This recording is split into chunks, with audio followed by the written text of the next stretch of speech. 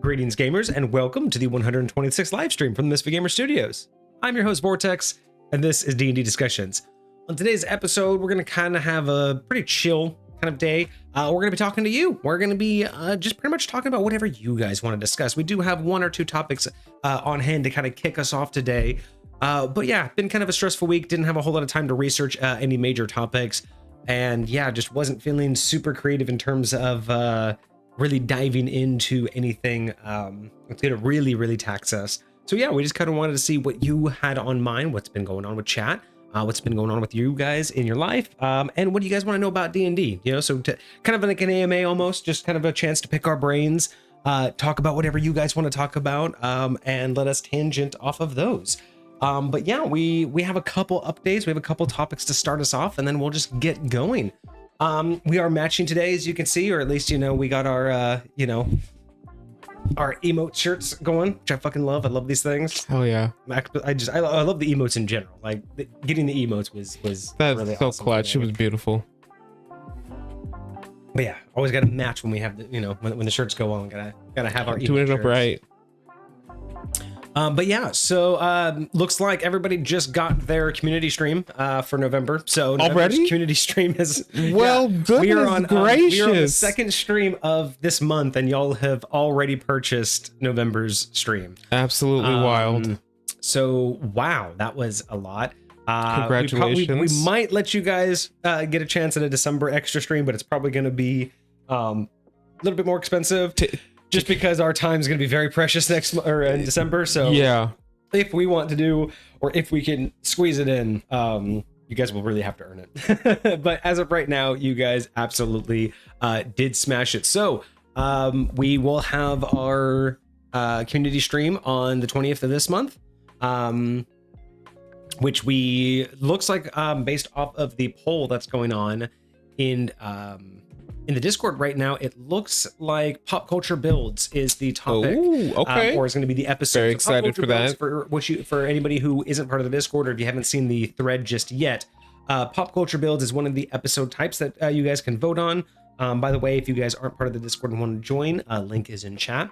And then if you guys want to join, you guys can check out the community ideas channel. And under there is the community streams thread.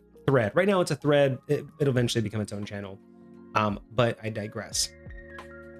How do I make the thread large? Open in full view. So in the thread, it shows off all of the different type of episodes that we can do for the community streams, formerly extra streams, but I felt like community streams sounded I like that a lot. Not only are they community purchased, but they are community run. You guys purchase them, and then you decide you basically decide everything. You decide the topic, and then little details beyond that. So I wanted to sit down, try to figure out what type of episodes that we could really do for you. Lore and Pour was a great one. We really enjoyed that, where we do an extra deep dive and then make a themed cocktail along the way with the topic at hand. But I wanted to come up with other things that we can do, other opportunities, because I know that we wanted to expand, just in general what we're doing, but not everything's going to be able to be a reoccurring episode on a weekly or monthly basis. Right. So being able to take all of our ideas and put them into the community streams gives us a chance to expand and explore and try new things, but it also gives y'all an opportunity to choose what you want to see at any given time. And that's kind of really what's going to be a lot of fun. So we do have a list of all of the different episode types and a little blurb about what they are in that particular thread. But as of right now, it does look like Pop Culture Builds is currently leading. Now, Pop Culture Builds, in that particular episode, that is going to be where Kage and I take a pop culture character, most likely one that you guys have submitted. We have another thread about you guys submitting ideas for that. I think we already have our first one chosen, but we're going to be a little hush-hush on that for right now. But if Pop Culture Build wins, we already have an idea. We're going to take a character from pop culture, whether it's from comics, TV, movies, something that you have submitted, and live on stream, we are going to convert that character into a D&D character. We're going to basically bust out a 5e character sheet, and we are going to discuss and break down every aspect of that character and figure out what it would take to translate them into a D&D character. And then how far we're going to take that is going to be, the fun part. We want to talk to chat about that a little bit more once we decide the episode type. But yeah, that's going to be a lot of fun. We're not going to do anything like ahead of time, so it's not going to be us presenting a build. We're going to do it live. We're going to be talking with chat. We're going to be trying to figure out exactly what, the best representations of the character's personality, what their backstory is, what their lore is, any powers or skill sets that they have. We're going to be as faithful as we can to represent it in D&D fashion, but we're also going to try to make sure that, it's not bland. Like some characters can be popular and great for certain reasons, but not representative in D&D. So we're trying to make it faithful, but we're also going to have fun and make sure that that's expansive. So that's currently winning. That has 3 votes. Next on the list has at 2 votes is Tavern Tangents. That's a interesting, it's kind of a pull from a previous vote from Tavern Talks. But Tavern Tangents is a new episode type where if you guys just want to see us hang out, usually over beer or maybe some cocktails, but it's basically a whole episode where you guys will choose a topic and then we'll just talk about that topic slowly as we get drunk. And it'll just be us slowly, just kind of like there's a YouTube channel called like a Drunken Histories. Oh yeah, really I love that. I absolutely love that. But yeah, you just start out drinking and then by the end of it, you're just you're trying to talk through the alcohol, which is kind of fun. So that would be another option if you guys just want to see us get a little tipsy and then have a little fun, just kind of talking about more opinion pieces. So kind of like just regular D&D discussions, but with alcohol. Nice. And then with 1 vote, we have subletting subclasses. Subletting subclasses. Yes, that is the episode title. That's right. I do remember that one. So this is a series that Kage and I have been talking about for a while. And subletting subclasses is essentially where we want to take specific types of subclasses. The first one that we'll probably end up doing is like the Echo Knight. And we want to take that subclass and see if we can't categorize it and reapply the same ideas and the same lore behind the subclass, but to other main classes. So creating an Echo Rogue, an Echo Archer, an Echo Wizard, basically taking the idea of the Echo Knight and what that means, but looking at it from the point of view of, does it make sense that someone that would fall into this lifestyle, learn these powers, adapt to the Echo side of the Echo Knight? Are they all going to be fighters? Like, does it only accept fighters, right? It is a fighter subclass, but sometimes subclasses go a little bit more into almost a background or even feel like a race. So we want to take that and see if we can apply it. So we've talked about, the Echo Knight, right? It can make a copy of itself and attack from that copy. But imagine being able to be a rogue and make a copy, and that you can teleport to that copy, not just like attack from it, but what you can do is just make a copy somewhere, and it's a one-time teleport. You teleport and your copy disappears. And it's like some, imagining a ranger that could, have, almost like a copy, but within like 10 feet of them. So because I do like the idea of most of these things coming from the same lore, like how you can do it, like how you were trained to do it is how these people, but I'm recalling that there's a cleric subclass called the trickster cleric, and they're basically, you don't actually attack from it, but this illusory duplicate of yourself is more like a distraction, more like a trick, more like so almost similar to what the Echo Knight can very do. Similar, but it's like it's the cleric version, type deal. But I do think there is Echo Knight lore that could be associated. And that's just the first one that I know that I came up with. But no, I'm liking this. I would love to also see if we can get to a point to where once we do that and we sublet that subclass to other classes, being able to see, can you create a whole party? Like, could you create a functional party of L? Could you create the Echo party of the Echo Knight, the Echo Rogue, and Echo Cleric? That's the mindset behind that. So those are the 3 leaders right now, with 3, 2, and 1 vote respectively. Lauren Poor is also on there with 0 votes, which is what we've already done. And Critical Cocktails is also on there, which in Critical Cocktails, that's an episode where we would just hang out in the Misfit Gamers Tavern. And it's kind of just an open-ended like conversation like today is going to be, where chat would give us drink ideas. You guys would give us names of drinks, and we would craft lore and like D&D lore behind it, as well as real and maybe even fake recipes. And occasionally we'll pick one, and then if I have the ingredients, we would craft it right then and there and taste it. So those are the episodes that you guys can vote for October's, and then we might change it up depending on our resources and our time management. That list of episodes will probably change because we have a ton more options that we can. I say a ton more, it's more like 3 or 4, but we have other options that we can do. These are just the ones that we felt were appropriate for October. So that is the main update there. We're looking forward to October stream. Let's see, what did I miss in chat? Let's see, Hecate says, oh, okay, so we're already getting topic ideas.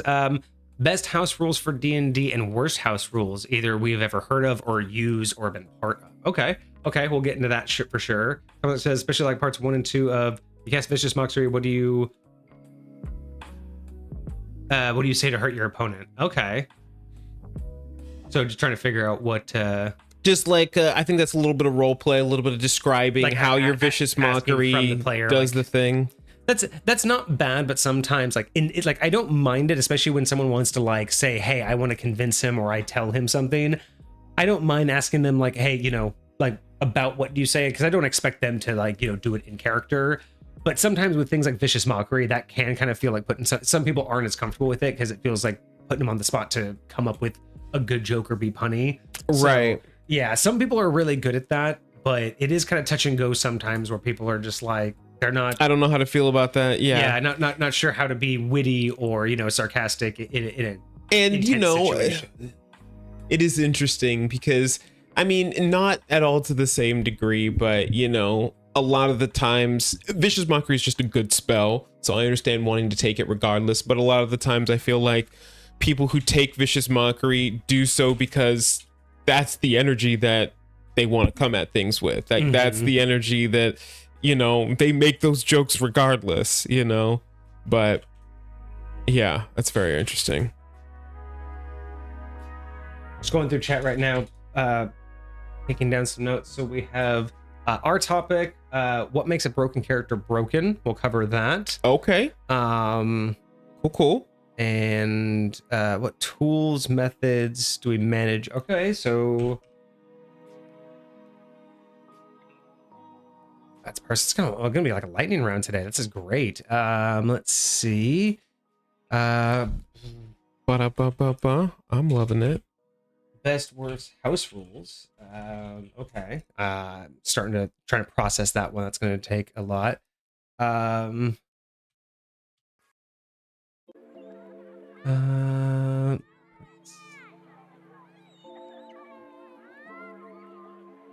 Oh, what's going on, Baba Kiss? How's it going? Vicious Mockery is a very different spell. From what? What am I? Did I? Oh, it was a pun. Oh.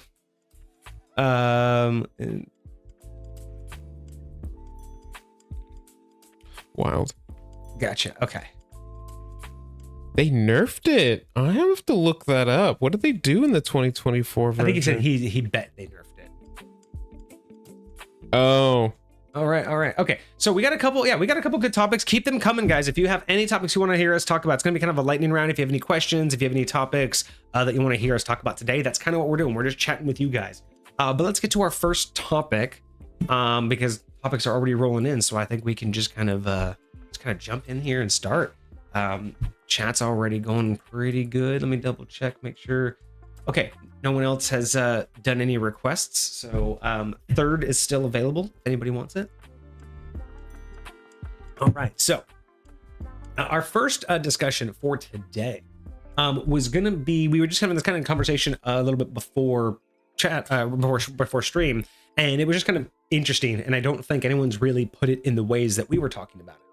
So we want to talk a little bit about rarity. It's a topic that I don't think anybody really goes over. I think it's a topic that I think what we came to understand is it's one of those things that's taken for granted, not really conceptualized, and no one really thinks about what it means.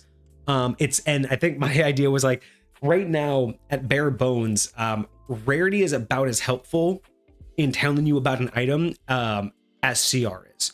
In the way that Agreed. Most people use it and the way that even the book kind of passes it on to you. So what we're going to do is just take a look real quick at what we think about what rarity should mean versus what it demonstrably doesn't mean. All right, Aki has third, and we have a posture check as well. Ooh. Appreciated. Oof. Boom. All right. There, we got that. Everyone checking our posture. Appreciate y'all taking care of us. All right. Okay, so so when it comes to rarity, one of the things that we were talking about ahead of time is that, again, it feels very much in the sense like CR. Realistically, for the most part, DMs I don't think put enough thought into rarity in the sense of what it means for lore. First and foremost, I think a lot of the times people forget that rarity has a lore basis, but I think at the same time too, I don't know how clear the guidelines are, even in any edition, about when to select a particular rarity, right? I don't know how stringent they are about when something should be considered the next level of rarity. But I think what we wanted to do is just kind of talk about what the rarities are and how we view them, both in terms of mechanics as well as lore. Right. You know, how we look at what does it mean in game and in the story for these rarity items, plus how do we use them as DMs? What is a rarity item when I say something's rare, when I create something that's rare, or of a certain rarity, what does that mean? What do I intend to use that rarity to infer to my players? Because that's how I would always look at it, right? Is the rarity should infer some sort of information. Mm-hmm. And I don't think a lot of the times it's really taken into account beyond it needs a category, right? Just give it something. Yeah. So that's what we're going to kind of talk about. But we do have a couple other topics. I'm going to try to keep up with these. Cosmo. Oh, yeah. We'll get to his resistance question as well. Perfect. Okay.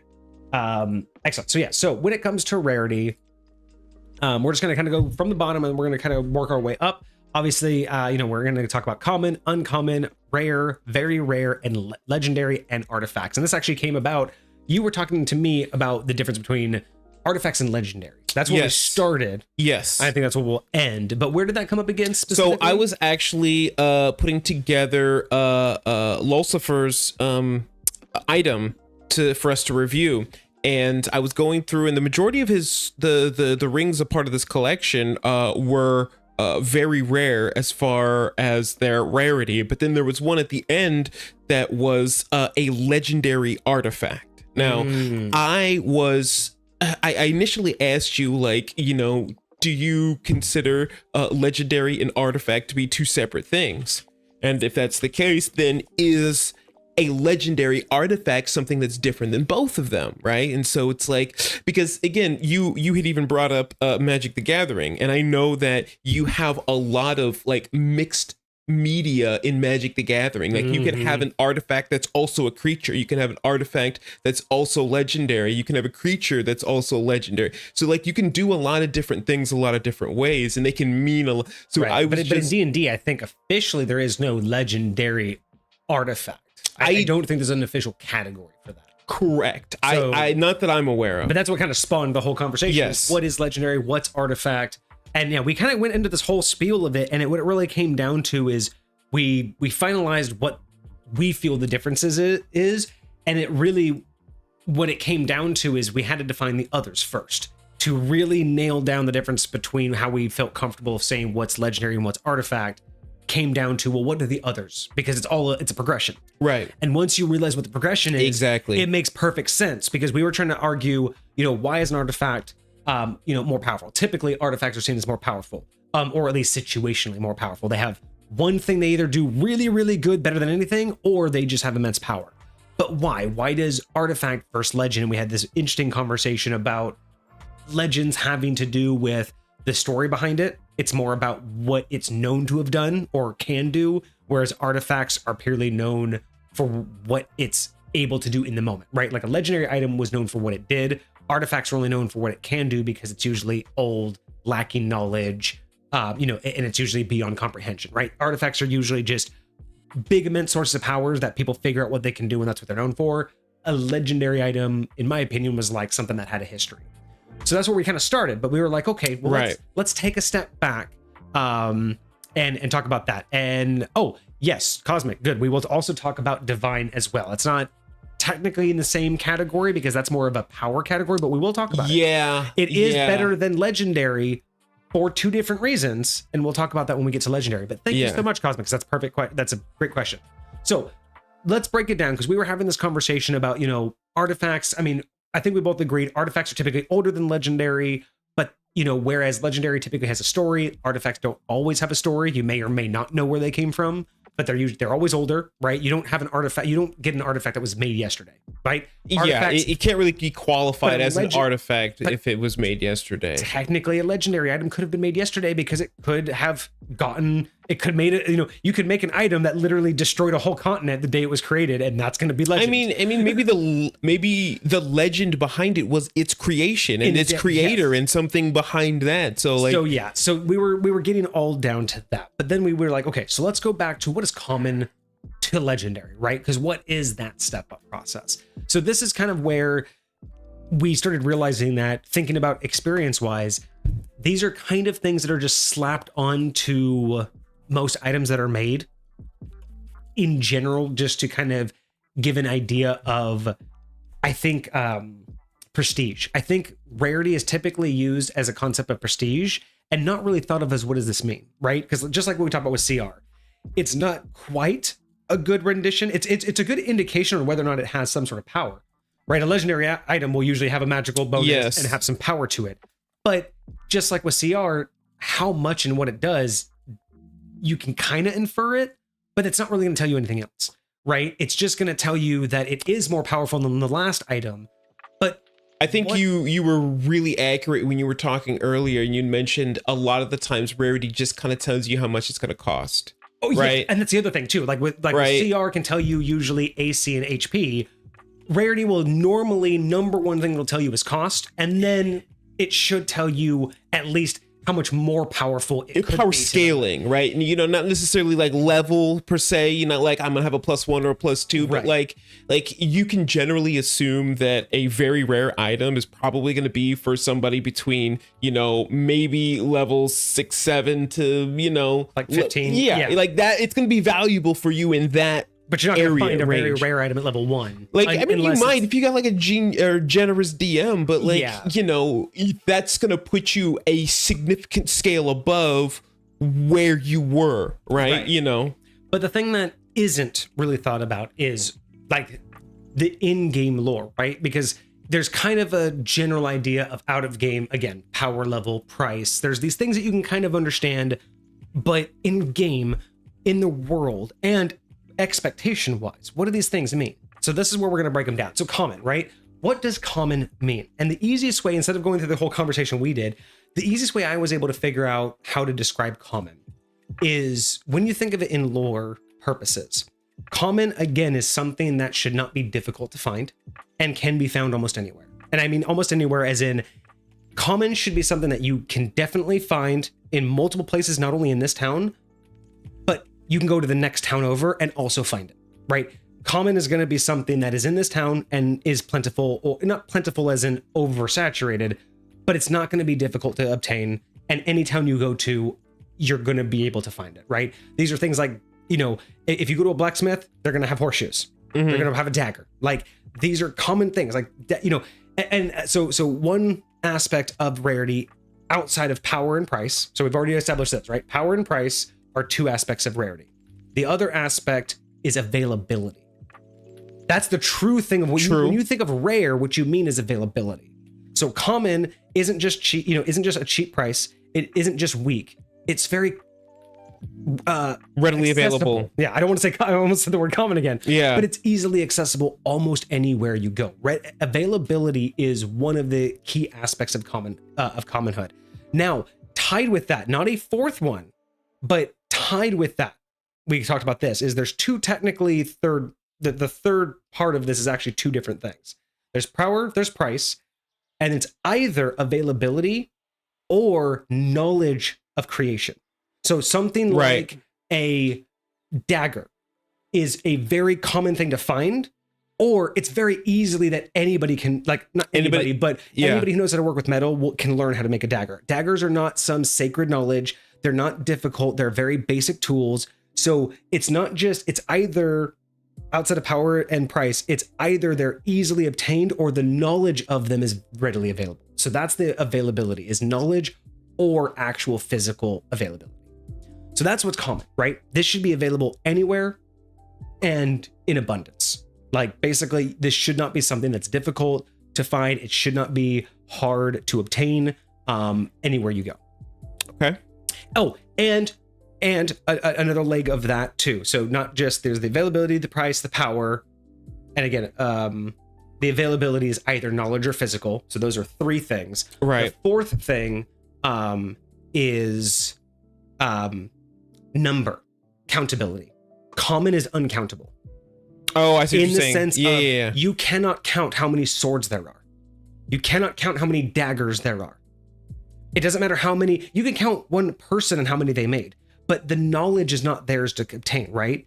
They did not make a single type of dagger, only them, right? Anybody can make daggers, therefore there's an incountable. So common should not just be about cheap and weak, but it should also be about easily found or the knowledge thereof is found. And there's an innumerable amount, right? Yeah. Or just the amount is uncountable. People like to say, just take a stab at making daggers. Wild. So then we get into uncommon. Now, how I classify uncommon, we already talked about price and power. So we're just not going to talk about those, right? So uncommon now comes, we have a hydrate. Thank you so much. Ooh, hydration station. Let's go, party people. So uncommon, let's talk about those three things now, right? So you already have price and power has gone up. So the price is going to go up. Its power or what it can do is going to go up. So there's other legs. Availability. So whereas common can be learned and made by almost anyone, uncommon is going to be more difficult knowledge. Not every blacksmith will know how to make this. Like not every blacksmith can make a suit of armor. Any blacksmith can make a dagger. Almost any blacksmith can make a horseshoe. Not every blacksmith can hammer out a helm, like a fitted helmet, right? That's going to be your uncommon. These are going to be things that require a specialty. Now, These are also going to be things that are theoretically countable, right? Now, granted, suits of armor aren't countable. They're like swords. Right. But these are going to be things that on a more theoretical level, common is going to be uncountable.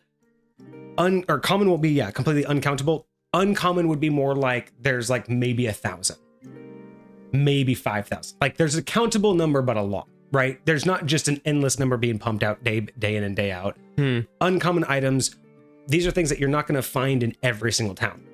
In fact, to me, an uncommon item is something like where if common is I'm going to be able to find it in abundance in any town, uncommon means most anywhere I go, if I can find it, there's only going to be one.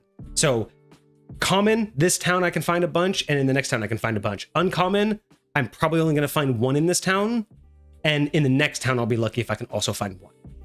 It's not going to be unlikely that you ever see more than one, but it's not you would rare, like uncommon is you're unlikely to see a second one if you're not trying. So common, you'll see it throughout your life. Uncommon is you would unlikely run into it without trying. So scaling this,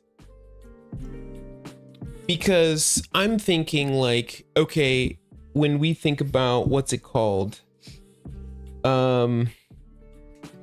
We were talking earlier about like the Forgotten Realms and a lot of other like settings. Place like Baldur's Gate, right? Baldur's Gate is a big place, right? Yeah. I'm pretty sure you're gonna find a magic shop in Baldur's Gate. What is the likelihood that you will find multiple very rare items in the magic shop at Baldur's Gate? Multiples? Unlikely. Like a handful, 2, 3, 4, 5, but you're not going to have the whole shop as very rare. For sure. Definitely not the whole shop. But now if you go to a secondary shop, you might find again 2, 3, 4, 5, 6 very rares, but it would not be likely that they would both have the same very rare item. Sure. It would be very unlikely and extremely weird for them to have the same rare item. But for them to share the same uncommon item, they could each have one. But if they had 5 each of the same uncommon item, that'd be a little weird, unless they were both brothers collecting those items, right? Interesting. The higher you go up, the less likely. So that's what I say. Like if you're in town, most towns you're going to be able to find someone that can make you horseshoes, and you're going to be able to find multiple people, whether they're selling them or making them. But you go into a town and you need a full set of plate armor. You might not find every blacksmith can make you plate armor, but you might find a blacksmith that can make you plate armor in that town, right? Maybe you'll find someone who can give you a +1 dagger in that town, but not every place is going to sell a +1 dagger, right? So uncommon is it's available if you look, but it's not abundant, right? You have to go out of your way to run into this thing more than once. Interesting.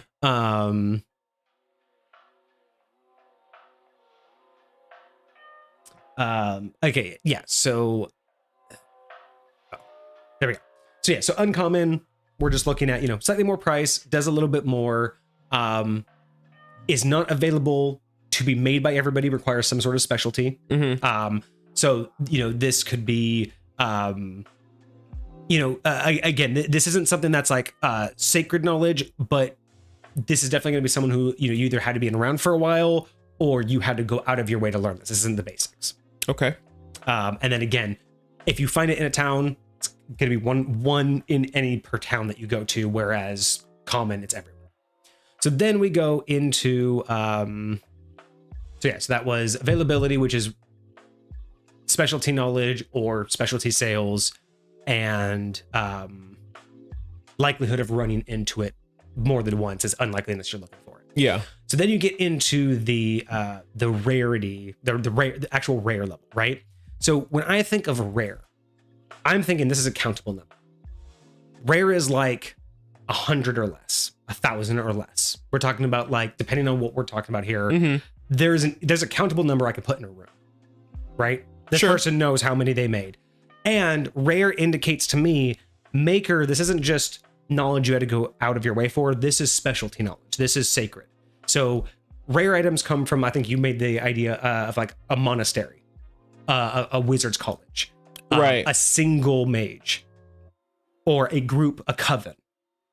Very secretive groups of people make rare stuff. Or, again, these aren't just people you run into towns. Yeah. These are organizations. These are people who put and dedicated time. And typically rare was made with purpose. Common and uncommon have, obviously, like a sword has a purpose. You're not just pumping these out just to pump them out. You're pumping them out to like you had an need. idea. Yeah, you had an idea, and this thing had, like, this isn't just, again, these aren't things that are made to be used by multiple people. They were made for a purpose. They were made with intent. They were made with something in mind. They weren't made just to be made. Like scrolls can be considered uncommon, right? Because they can't be made by everyone. They're not made by everyone, but you can find scrolls relatively easily, but not every single place is going to be able to write you up a scroll. Now, I have heard, I don't know how accurate this is, but I believe that like higher level scrolls are increase in rarity. They should, and technically, they should. The rarity in that particular case is more indicative of, because they cost so much, it's unlikely a wizard would have made multiple spells, right? Because it costs so much. So the idea is if they wrote it down, that's their spell, or they may have had two.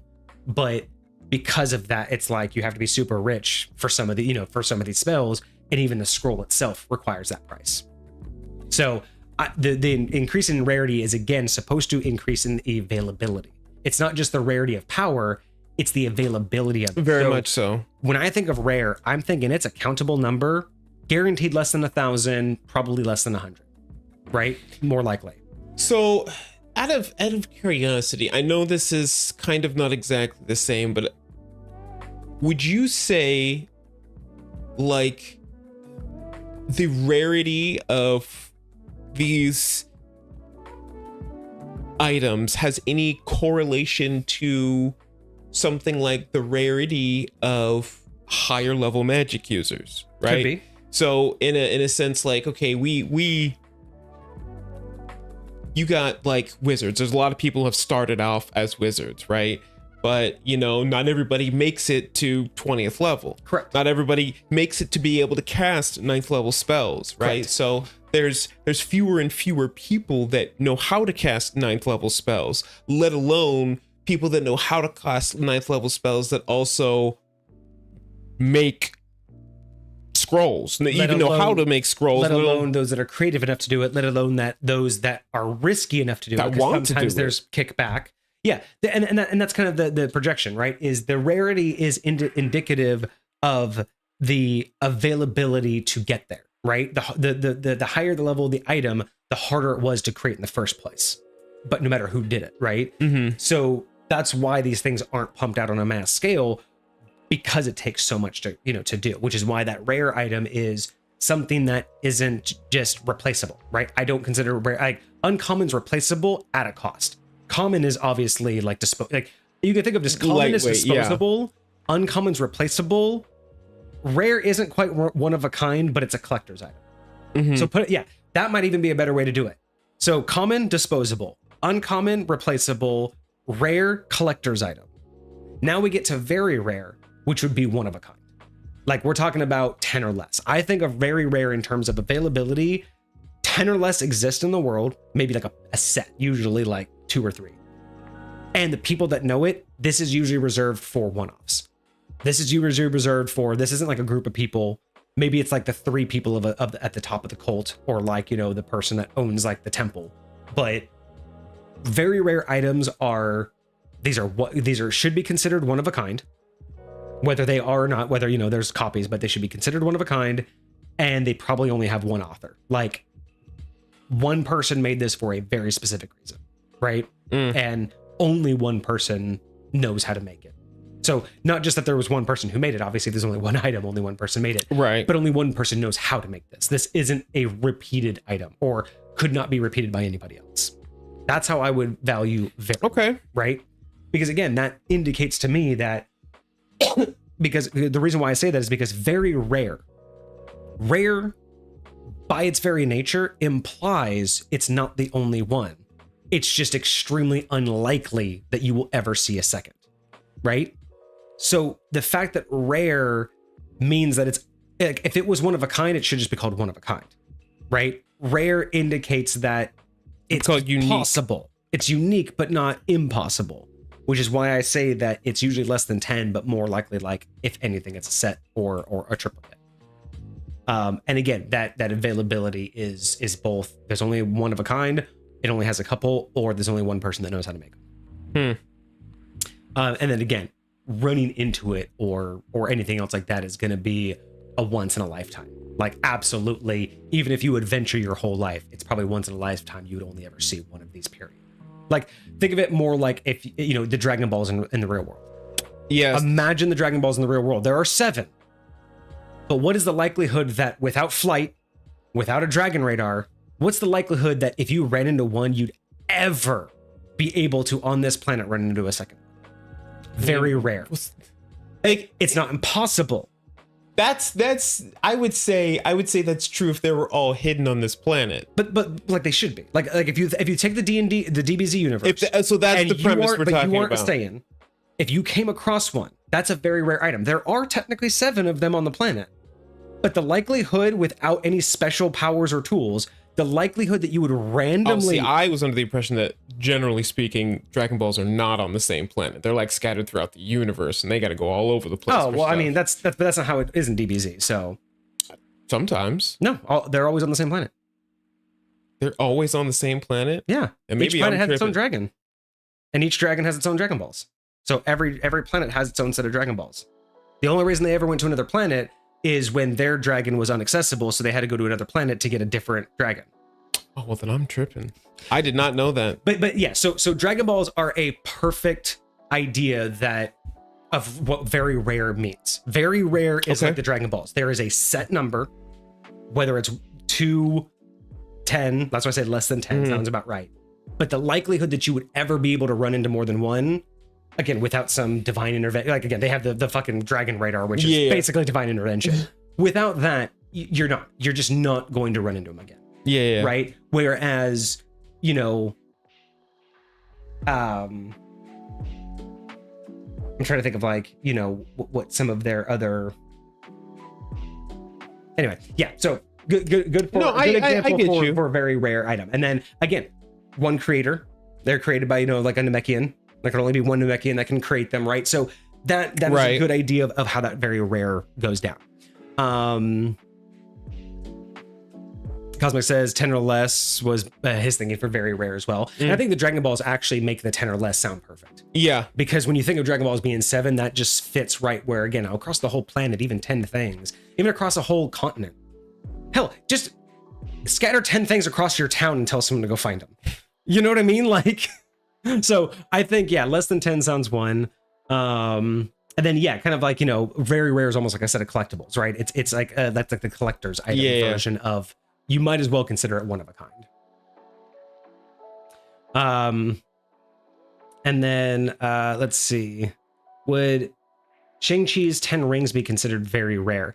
So technically the rings, I don't know if the rings ever get separated, so that would be more of a legendary item. Yeah, I feel like that's definitely, I think, because technically the rings work as in tandem. As the unit. They are different rings, but you don't use them individually. They work. Do they technically do different things? I don't think they do. I think it's just they split into different rings. There's 7 of them, but I don't technically think that they have. Yeah, I was under the impression they all do like basically the same thing. Yeah, they're all just one part. So it's almost like saying that is any one piece of a firearm the firearm.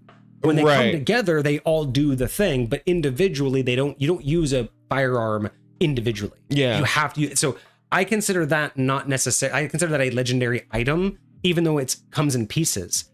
It's like or like an armor set. You can have a legendary armor set, but it doesn't work until you put all the pieces on. Right. So just having the helm of a legendary armor set, it's cool. You can say I have the helm, and people could be like, "Ooh, you're powerful." But in reality, the actual mechanic of the armor doesn't work until you have all the pieces. Doesn't pop off until you actually. That's how I would say the seven rings are probably legendary in that particular sense. Okay. And that brings us up to legendary. So what does legendary mean in this sense? So for me, what separates legendary from very rare is immediately one of a kind. Mm-hmm. To me, if it's legendary, it should be considered one of a kind. Typically means it's named, has a name, or it's named by its creator, right? But for me, you're never going to find a +1 dagger that's legendary. Doesn't matter how old it is. You find a +1 dagger buried for 10,000 years, it's still just a +1 dagger. I mean, if that's all it is a +1 dagger, then exactly. Yeah. Right? Now, if this was the +1 dagger that, set off the Great War and, through that it gained the ability to, inspire fear in its enemies, that's a legendary. So legendary to me is one of a kind item that has a story. Now, typically legendary items will also have power, but regardless of the power, the legendary item essentially gets its power from what it did. Now, I don't necessarily mean that it had to have done something to become magical, right? It could get magic from anywhere, but the idea, in my opinion, is like a legendary item. You don't find a legendary item that no one knows about. You don't just pick up a weapon that's just super powerful and call it legendary, right? that's just an uber powerful weapon, right? Like, Yeah. to me, legendary comes with something. You personally may not know it, but it would strike fear into its enemies because of what it was known to do, or the ability itself is so powerful that people who see it tell stories, right? Giving me a sword that lets me cast, invisibility once per day doesn't sound very legendary, but being able to, cast invisibility on anyone within 30 feet of me, like that feels more legendary, right? The idea of like, what's more legendary is being able to cast invisibility or make a whole group disappear, right? Okay, let me ask you this. The ring. Is that legendary? Technically, no, it's very rare because even though it was a prototype, it's not technically one of a kind. The One Ring? Wait, oh, you mean Lord of the Rings? I think you're talking about Dobbs ring. Oh, no. Yeah, no. The One Ring would be legendary. Okay. Because it was made singularly. There only 3 people know how it was made and how to make it, technically, and only those 3 people can make it. You can't, not one of them can make it themselves. 3? Who else could make it? No, remember, wasn't it the 3 wizards that made it? I thought it was the, what's his name himself? Oh, I thought they all banded together because when they made the Rings of Power, they made all the rings and they made it for each of the races. So technically that ring, the ring cannot be made by a single person. It needed to be made in tandem. So yes, legendary. Needed to be made in a very specific way. Even though multiple people know how, you can't unless you have all of those people. It has a specific purpose. It does specific things. It's very, very powerful. And it has a story behind it. Literally, the legend behind it is almost more powerful than the power it holds. Like, think about it. Frodo just goes invisible. That's all it does. But yes, the ability that it has just to say I have it and the command you get from people. Yep. Like Excalibur technically doesn't have any magical powers, but is legendary because simply holding it. Does it not? Technically, by legend, it doesn't. It's just an idea. It's a symbol of leadership. But that's the thing. It is so legendary that by holding it from a D&D point of view, it has an AoE effect. While holding it, anybody with an eye shot that's your ally technically gets a boost of confidence. They get basically a rally boost because it's Excalibur. Like, Excalibur doesn't lose. The literal legend behind it empowers people to keep fighting, right? Interesting. That's why I would call Excalibur. Even though it's technically not magical, you could, in a D&D reference, have it make an AoE effect because it's so legendary. So to me, legendary doesn't necessarily mean it has innate magical powers, but AoE doesn't have to be innate either. You know what I mean? Think about if you had, like in the real world, a piece of the original cross. You know how fanatic people get thinking you have a piece of wood? I mean, you're talking about the Spear of Destiny. The Spear of Destiny, yeah. Right? Like if you had picked up the Spear of Destiny, 10 years after that incident, it would have been a legendary item. You pick up a piece of the Spear of Destiny now, and it's probably an artifact at this point. And we'll get into why that is in a second. But what movie was that? Was that Constantine, where the dude had the Spear of Destiny? He was tripping out. Yeah, exactly. That was such.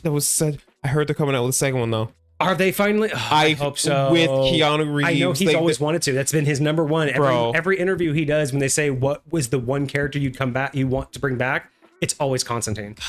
Yes, everybody wants that back. Oh, I want it back so bad too. So legendary, not just super pricey, not just super powerful. Very stringent on how it's made. Most likely not repeatable, right? It's not replicable. It's one of a kind. And it has some sort of story to go behind it. Otherwise, it's just a magical item, right? If it has no story, it's just an uber powerful magical item. But to be legendary, it deserves to have a story, right? And if not, it's becoming a legendary item. If it's a one of a kind, most powerful item, it's not quite legendary because it hasn't done what it needs to do to get a story. Mm-hmm. And maybe you're the one to make it legendary, but it's still just a magical item. And that's the unfortunate part, right? Is if it is one of a kind, I guess you can call it very rare, but technically, by the book, a one of a kind item that does something nothing else can do is technically a legendary item, right? I'm just saying that pedantically, I wouldn't consider it legendary until it has a legend, right? But on power scales, this is high point we're talking about. Yeah, but on the power scale, it would be a legendary item. And then, so from legendary, before we get to artifacts, we did have a question about what is divine. Now, see, divine doesn't quite fit these categories, because divine falls into one of two categories: blessed or created. Either this was something that was a mortal item blessed with divine power, like a weapon being blessed in the moment by smite. In that moment, that's a divine weapon, right? Sure. When smite's being used, in that moment, that becomes a divine weapon. A divine weapon also can do radiant damage or things of that sort, right? Like when you think of divine, you think of one option. Holy weapon. When you cast a spell, holy weapon. Yes. These are basically, when I say blessed, a divine category means that it's been imbued with holy magic. The other option, it was created by a divine creature. Yes. But typically when an item is created by a divine creature, in my opinion, yes, it has divine magic. But usually, more often than not, if that stays in the mortal world, that usually becomes an artifact. In my opinion, God-created items are typically artifacts already. Agreed. Just by their very nature, because they are absolutely things that cannot be replicated at all, no matter how hard you try on a mortal level.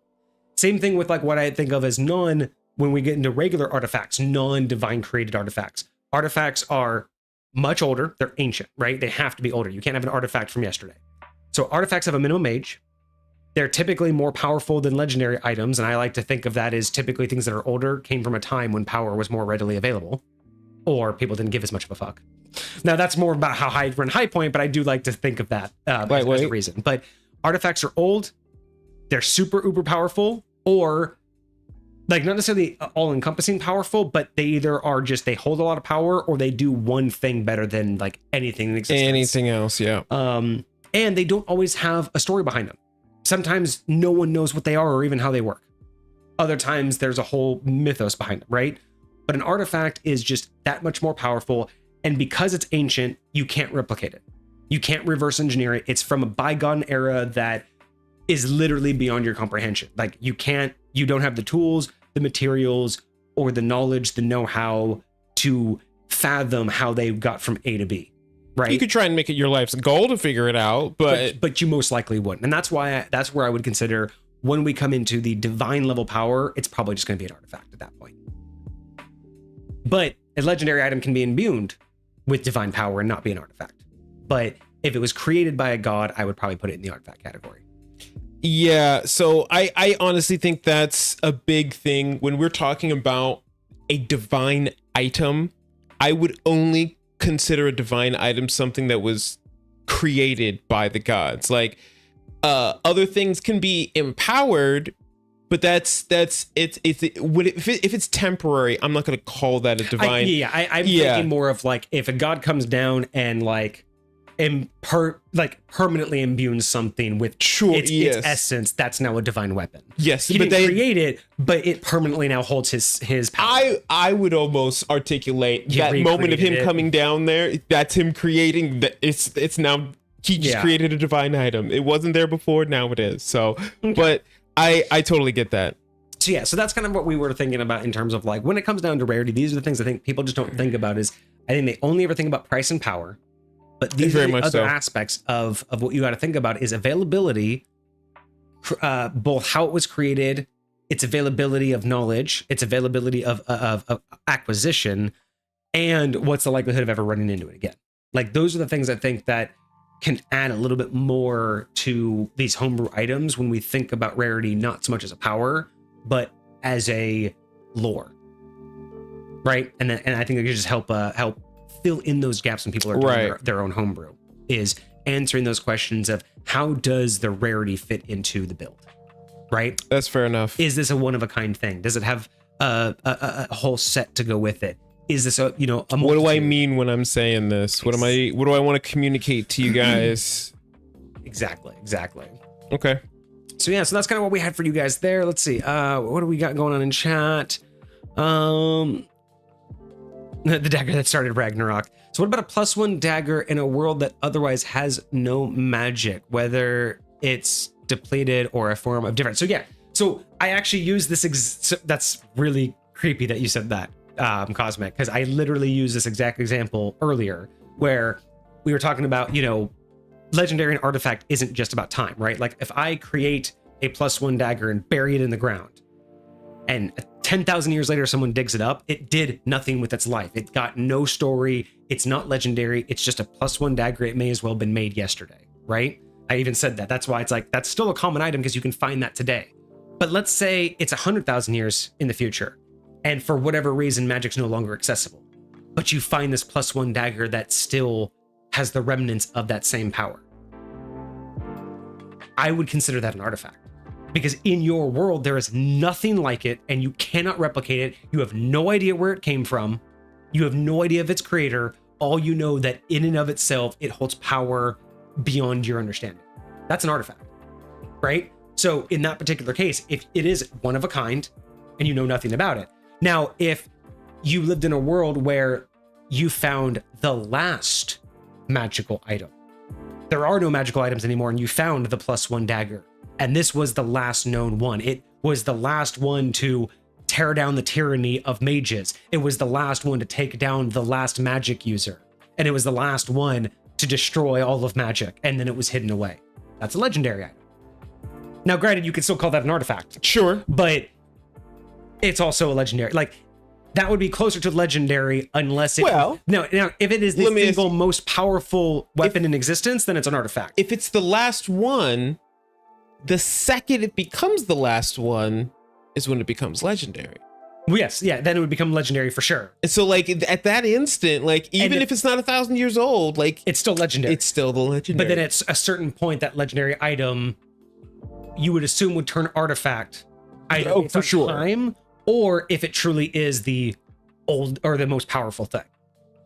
Yeah. Just because there's no magic doesn't mean a +1 is the something. most powerful. Yeah, I mean, you got nukes and some other stuff and whatever else. But yeah, good question on that particular case. So yeah, +1 dagger in a world where that is the only magic. I do like that that's question. An artifact. Yeah. But if it was known, then it would be more like, again, a legendary item. But it's that fine line between, you know, an artifact can have a story, right? An artifact can be known.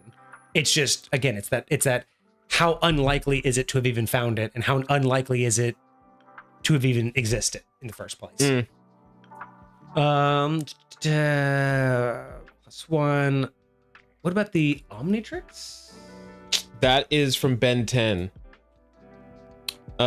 His little watch that can turn him into... Now, Gotcha. I'm pretty sure there are multiple Omnitrixes, because I swear there's other aliens that show up with those things. So is it kind of, so it's kind of almost like the Green Lantern's ring? Kind of, except it No, gives them wild like shape. there's others. There's others of them, right? That like other aliens have. Yeah, so that's what I meant by like Green Lantern. Oh, There's others out there. So yeah, in this particular case, if there are more than one, it would probably be legendary. If it's like known, you know, because it sounds like, I think from the little that I know, it's like there's an organization that uses these, right? I think it's just some alien technology, but it is fairly rare. Like So it may just be very rare then. It may not even be legendary. If it's a cool item that does stuff, but it's not like, it doesn't have a huge known origin and it's not ancient, it's probably very Earth, rare. There's only one.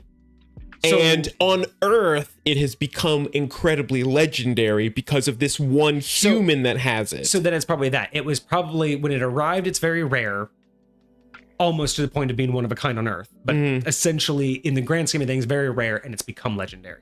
It's become legendary because of how this individual's used it. So yeah, I would say that the Omnitrix would be legendary at that point. Okay. That's not quite an artifact. It's not that old.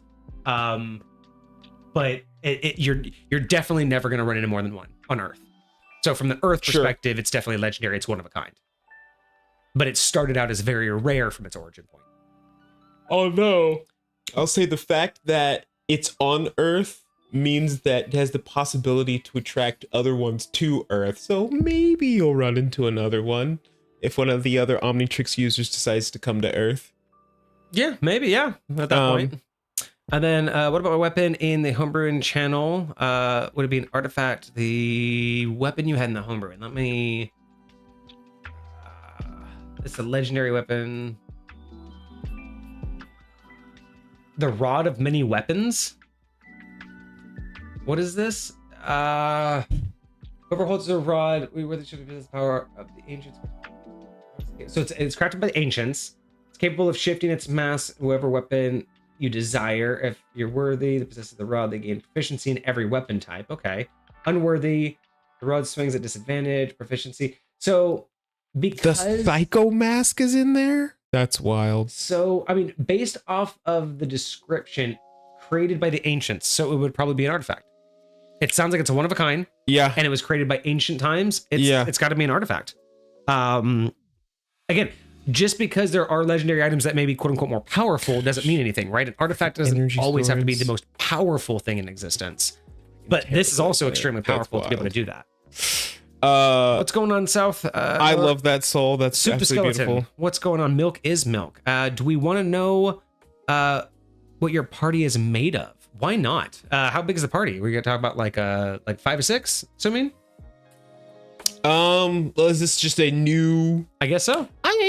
I'd say So between 4 to 6, maybe. skeleton artificer. You can place. 5th edition allows you to place. Theoretically, there is a. I swear it was called like the Reaver class, where you could play like an undead creature, potentially a skeleton. Oh, so it's not a race.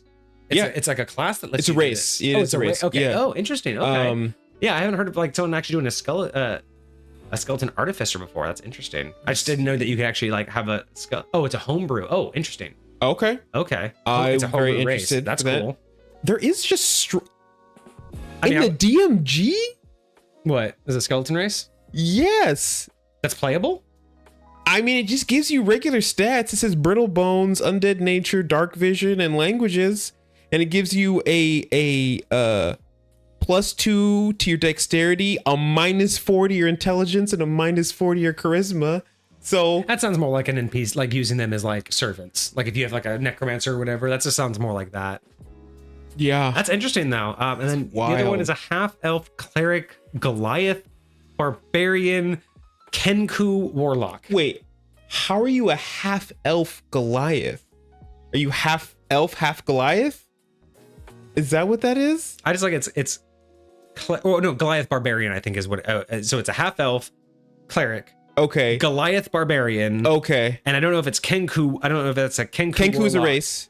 Oh, Kenku is a race that doesn't actually have the ability to speak. They can only mimic.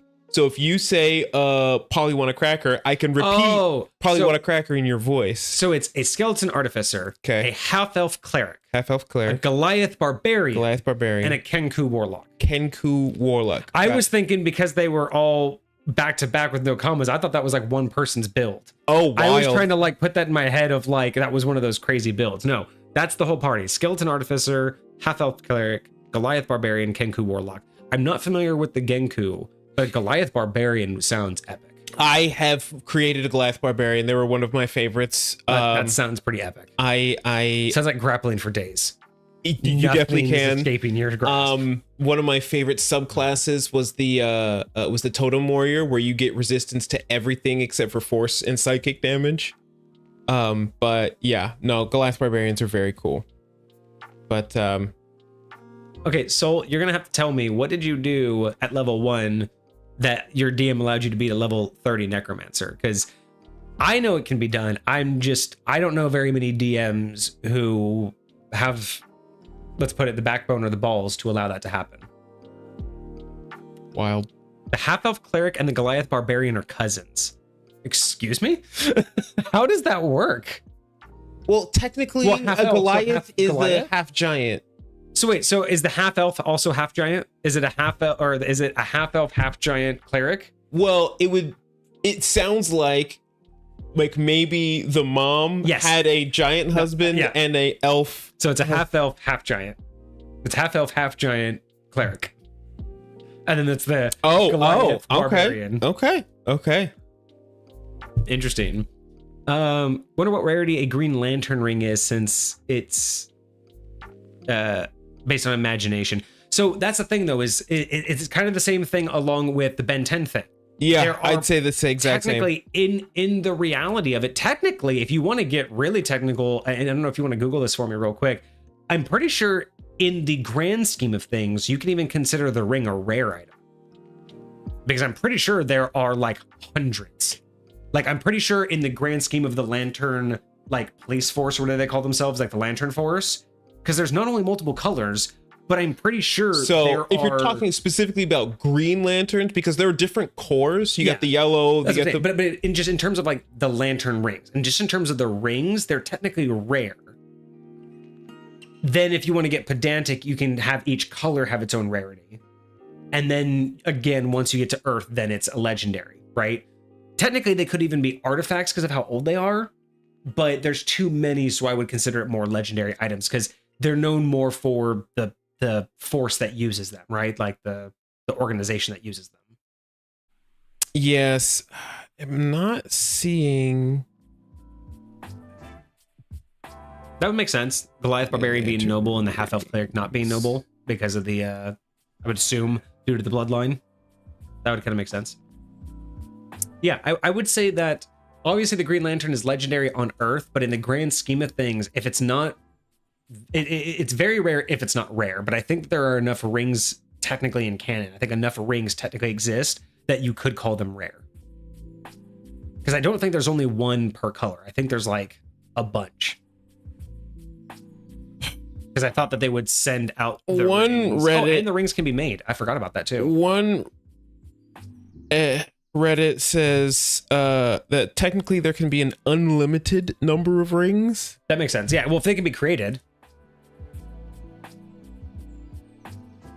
It's freaking wild.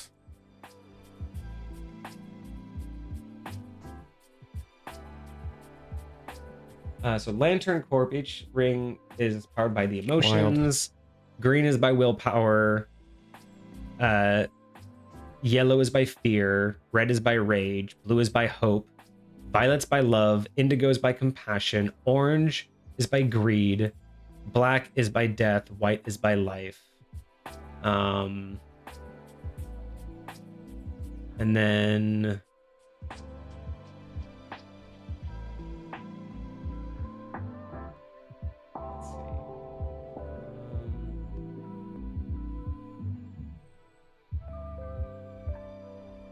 Oh, interesting. So it also depends on the core. So there's only one orange lantern ring. Only one person wields the orange lantern. However, there are thousands of green lanterns. Really? Is that just orange lantern? Like how many red lanterns? Green has thousands. Yellow only has a couple hundred that I know of. Red has, based on canon, dozens to hundreds. Blue less than 10. Sapphire, the purple one, only has a couple dozen, maybe a couple hundred. Indigo Tribe has less than 10. Orange only has one. Well, greed, if you think about it, it's owned by, the owner has to be greedy. Why would he let there ever be more than one? The owner, the best owner, orange? Yeah, orange is greed is powered by greed, which makes sense. Black, black constantly, it says that it seems like black will constantly vary. So in times of like major events and conflict, there'll be thousands, and other times they'll reduce it when there's not a need because it's powered by death. So only when it's in need will there be a lot. Fair enough. Only one white lantern per life. Yeah. So there's that. I would definitely say it's much more of a rare item than it is anything else. But you could say again, individually they're legendary wherever they go, but realistically they're all rare. Yeah. The one ring is greed. Can you imagine that? The Lord of the Rings, that's just the orange ring. Wild. That's actually hella funny. I like that. Skeleton computer can make a mind from the mindless. Not sure I understand.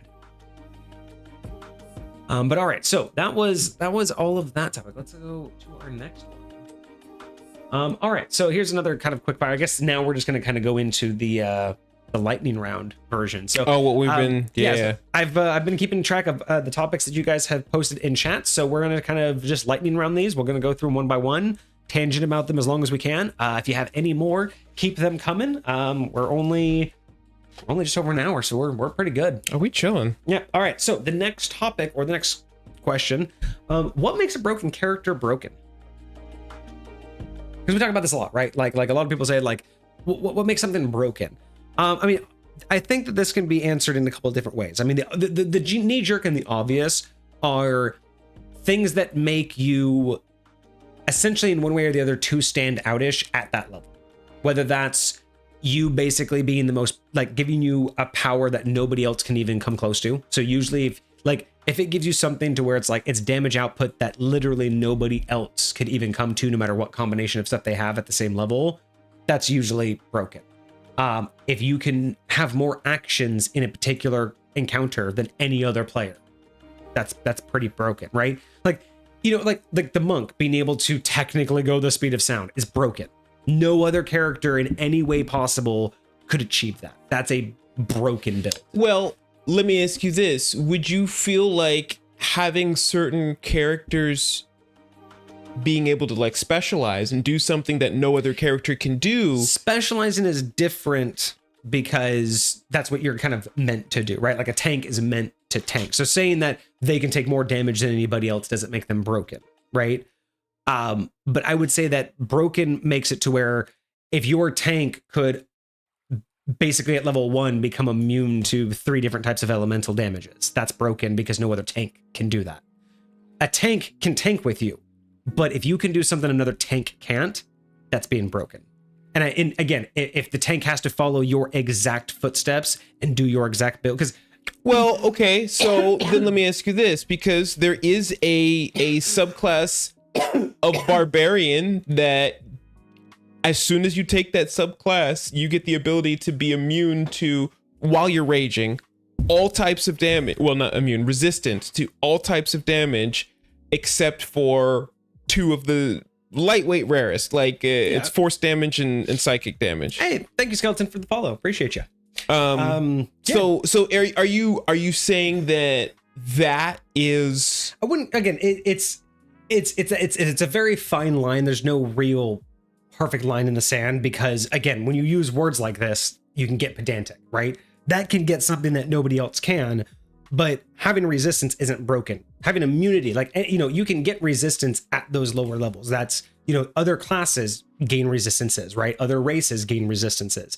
But for you to get immunity at that level would be broken because nobody else could get immunity, right? Like a Dragonborn right out the gate can have resistance to a certain element when nobody else can. Mm-hmm. But other people can get resistances at that level. It's kind of when it becomes broken is when there's no feasible way for others or anyone like your build to get there without doing it the exact same way. That's how I kind of figure out what broken means. Because it doesn't necessarily mean doing what the game didn't intend. That's kind of part of the game, right? Pushing boundaries. But broken would be, in my opinion, and again, there's a difference between being creative, doing something no one's ever done before, versus being able to achieve something that on paper nobody else can do.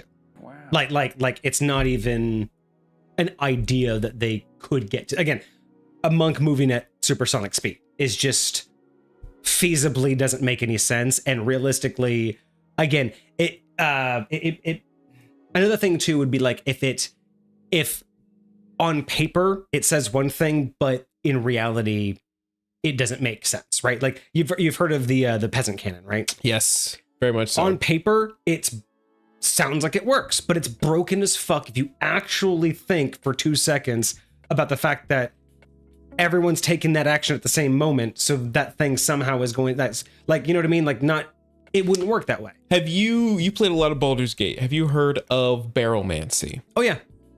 Do you consider that broken? Absolutely.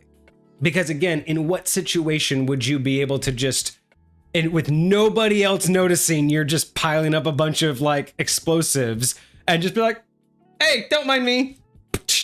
I'll be back. And then 20 minutes later, don't mind me.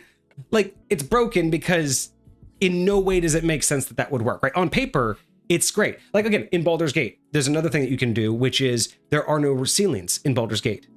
It never programs ceilings. So technically, even if you're in somewhere, every wall is scalable. You can go over almost any wall because there's no technical ceiling. ceiling. Because you can go over certain doors. And you can jump. So yeah, that's broken because it doesn't, like, on paper, it makes sense. Yeah, there's no wind. There's just a wall. But in reality, in the context of the game, you're literally phasing through matter. Here's what I would say my simple definition of broken is. And this might be too lax for some people and too strict for others, but it's whatever breaks immersion. I like that. Because that's a good solid way of doing it. If we're talking about we're in this game together, right? And you're doing something and it feels incredibly unrealistic for it to happen, that's broken. It feels like that shouldn't be what is going down right now. Like if you're a monk and or you're trying to play a speedster and like that's what you want to do, I'm okay with that. If that's what you want to do and you want to find useful ways to use your speed to do whatever it is that you're doing, but you're working it into the story so it doesn't break immersion. But it's because it's a part of what it is that you want to build. I'm like, okay, well, let's find it's like a way. saying that you're a tank and then suddenly you want the tank to do that same move.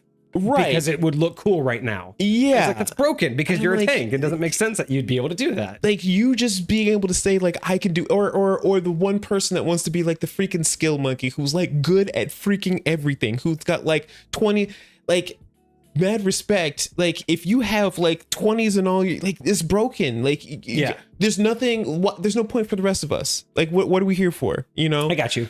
So that's my mindset. I like that. That's a good way to do it. Soul gave us an explanation on how they got that weapon of everything. The weapon of many things. Okay. So they were in a town that was ran by the level 30 chaotic evil necromancer. The party that consisted of 2 spider monkeys, apparently from the Ben 10 race, a bugbear and an Aarakocra, and a bunny folk. Is this Cosmic's game? Wild. We cast enlarge multiple times on the bugbear. So I think, does 5th edition allow enlarge to stack? So that's interesting. I didn't think enlarge could stack, but I'm gonna keep reading while you look keep that reading. Up. So we used enlarge multiple times on the bugbear, used web as a slingshot to launch it up, and it slammed down with force on the necromancer, flattening it. Okay, so basically launched the giant spider thing after it had been enlarged in the air and basically used it like a catapult and then just crushed the necromancer, which makes sense. Literally just crushed it. Crushed it. Yeah, I just didn't know that enlarge would work multiple times. I thought it would only technically, I didn't know it would stack. So unless there's some rule in 5th edition that talks about spell effects and having the same spell effect affect somebody, this just says it increases your size. So imagine if I was size medium and it says it increases your size category by 2. Well, then I go up to whatever that is, huge, right? But now I'm huge. And somebody else who's not concentrating on this spell casts enlarge on me. Well, technically I gotta go up 2 more size categories. I mean, it doesn't say your base size, it does just say your size. Yeah. So you can infer that it's your current. So yeah, I'd have to look up and see if there's, because I know like things like, there are other things that don't stack, but I would be curious to see if that spell stacks. But okay, cool. So yeah, but I mean, crush it, death by crush, like at level 1, that's a way to kill the necromancer. At level 1 they killed level 30. That's what they got the weapon for, which is curious though. You think that for a necromancer at level 30 that owns this town, no backup plan for the one thing he's really good at, which is death? No clone, no resurrection spell. No, I would think at least you're a lightweight lich, man. I mean, he was probably trying to be. He was probably on his way there. That's absolutely ridiculous. Wild. Well, good for you guys. So the bugbear went to gargantuan size, and then that leveled them up immediately to level 9. Oh, we have another hydrate. Ooh, another hydrate. That's hydration. That's crazy. That's wild. All right. We have 2 hydrates technically. One of these days we're gonna have to talk about. I don't know if we have already, but like XP versus milestone versus different ways of leveling up and stuff like that. I've had like 2 different episodes where I've talked about it, but yeah, we could probably do it again. Oh my gosh, chug the water, chug all of the water. All right, enough of the hydrates for now. Don't make me pause it. Okay, we do have a this or that though from Hecate. Okay. So again, for all of you who don't know, this or that, we get a question from you. No context. We don't get to infer anything. We just have to answer.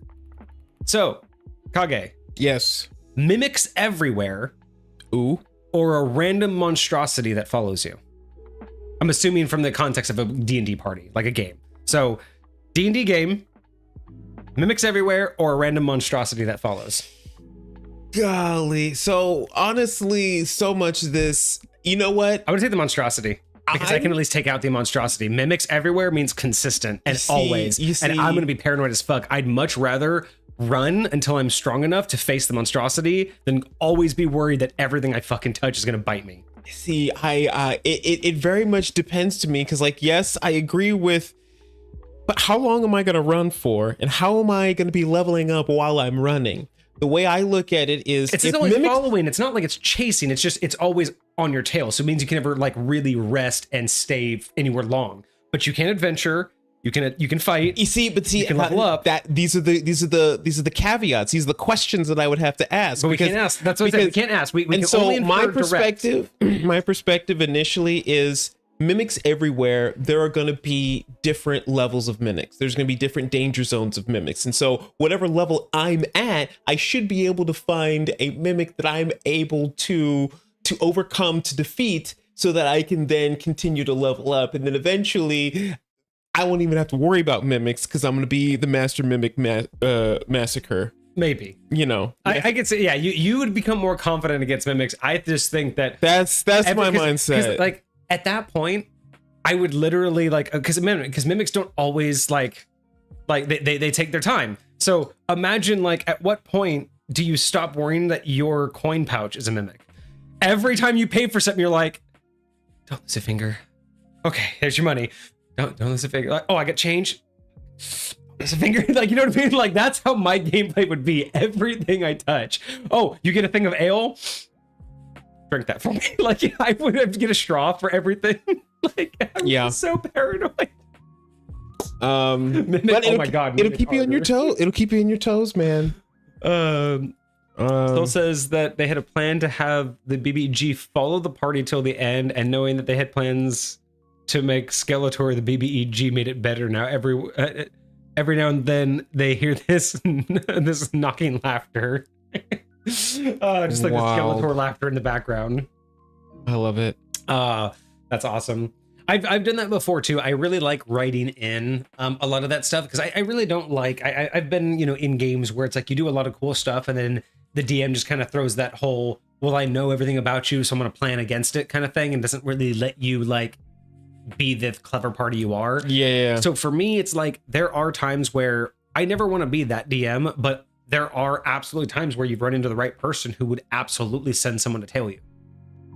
And if you don't ever get the perception checks that I throw at you, and you don't ever get the clues that someone's following you, then when you do reach him, I have an excuse, and I will make sure I point out all of the breadcrumbs that I laid to show you were being followed. And they know all of the things about you, and that's why they've got a counter to a counter to a counter to a counter. Right. But I hate using the DM knowledge, but there have been times where I've had like BBEGs where, you know, they'll take out like, you know, one of the BBEG's henchmen. And so the BBEG's like, who the fuck took out him? No, you find out everything. And just, they'll send an assassin to just dominoes, man. Dominoes, like your actions have consequences. If you choose to kill and eliminate him, somebody doesn't report back in when they're supposed to. And that can be even fun too, because I've done that in situations where I've decided that, okay, this is the point he's going to send someone after you. And then they learned a bunch of stuff. But the thing was, by the time they had arrived to follow the party, other things had happened that they didn't report on. So I didn't use that info. So they used the info that they had, but it was incomplete info. So at the end of the party, they thought that like the BBG like had the upper hand until they were like, you know what, fuck it, let's do that other thing. And then they did it, and I'm just like, he has no idea what you're doing. And then they just turned the battle, because I'm like, well, because they were even confused. I'm like, he didn't start following you until like 2 weeks after that. So they were like, wait, so he never knew? Like, no, you guys just assumed he did because he said he was tailing you. But it's like, that's the fun stuff, is you don't have to always, you know, again, you don't have to abuse it. You can just make it make sense to make it make sense when like the story would have like 100%. Actually had that happen. I guess I says that went better than expected. I don't know what that means. I think that he was talking about the this or that. Yeah, I don't know what do you mean by it went better than expected. I'm not sure. You mean we didn't take very long, or do you think we answered it pretty easily? He got a. I mean, because it feels like sometimes I feel like Hecate is fishing for themselves. They're like trying to get information, and so like these different questions kind of like spark different ideas and different trails for. And so maybe he just got more out of it than he expected. So that's always a good thing. It was a plus. Interesting. So the skeleton, instead of doing, like, I guess they have like spare parts or spare bones. So if they get hit in area too many times, they'll like break apart They or do like brittle crack, bones. and then they can like actually like be able to replace it. That's interesting. Very cool. Kind of like their own version of like HP or whatever, like a replenishable HP. That sounds interesting. All right. What makes a character broken? That's that one. Okay, let's talk about. All right. So I think this one was from Lucifer. So tools and methods that we use to manage our campaigns. Now I know that we've talked about this quite a few times in terms of like note taking and stuff like that. But let's see here. Like just a couple tips and tricks that I think I would bullet point out in terms of how I manage my campaigns, because with my High Point realm and it being ongoing long-term campaigns, I mean, what do they call that? Sandbox? West Marches. Yeah. It's very much like the West Marches type of campaign where, I let players run through a character until they're done running through the character, right? I don't do really one shots. People create a character and they run that character until they're done with it. So how I typically do this, I've given a couple examples, but one thing that I know that I do is I rely heavily on my players as my notebook. So one thing that I always try to keep in mind is that because my world is ever expanding, because it's ever evolving, I try to keep track of the things that are consistent throughout gameplay and that are consistent throughout the storyline. So big plot points, big major events, big decisions are the things that I keep track of. Conversations, people, the when and the where, those little things I don't need to know so much. If you met the king and you were favorable to him and had a favorable interaction, that's all I'm walking away with. I'm going to remember you met him. I'm going to remember that he liked you. Everything else, what you told him, what he told you, that's up to the character or my players to take notes on, because if they didn't take notes, then essentially it wasn't important to them or their character. And it's not important to me. I don't need to know the exact conversation that they had with the king. All I need to know is that when they meet up with them again, whether or not the king is going to be in a good mood or not, right? Whether or not he's going to be more likely to listen to them or to hear them out or to hire them.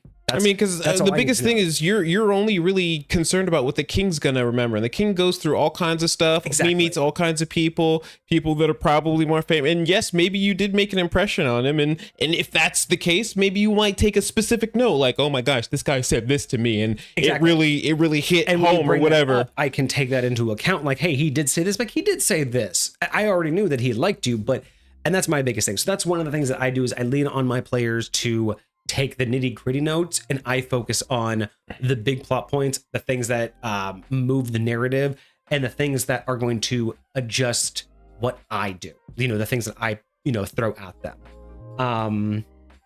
Let's see, what else do I do? Other tools, methods. So here's one that I do. I very rarely I don't have super planned out encounters in terms of I don't sit down before a gaming session and go, okay, they're going to have 2 fights today. And I don't have those fights planned out with, okay, here's exactly who they're going to fight. Here's how it's going to, I don't have pre-generated combats like that. I usually have a handful of things that I know that they're likely to run into. And then based on their actions, I will then dynamically during the gameplay select which one is the most likely for them to run into. If I want them to have a combat that day, I will have some prepared and have some ideas of what I know they could run into, but I'm not going to force it. If they make all the right decisions and get around the combat, then you got to run the combat, right?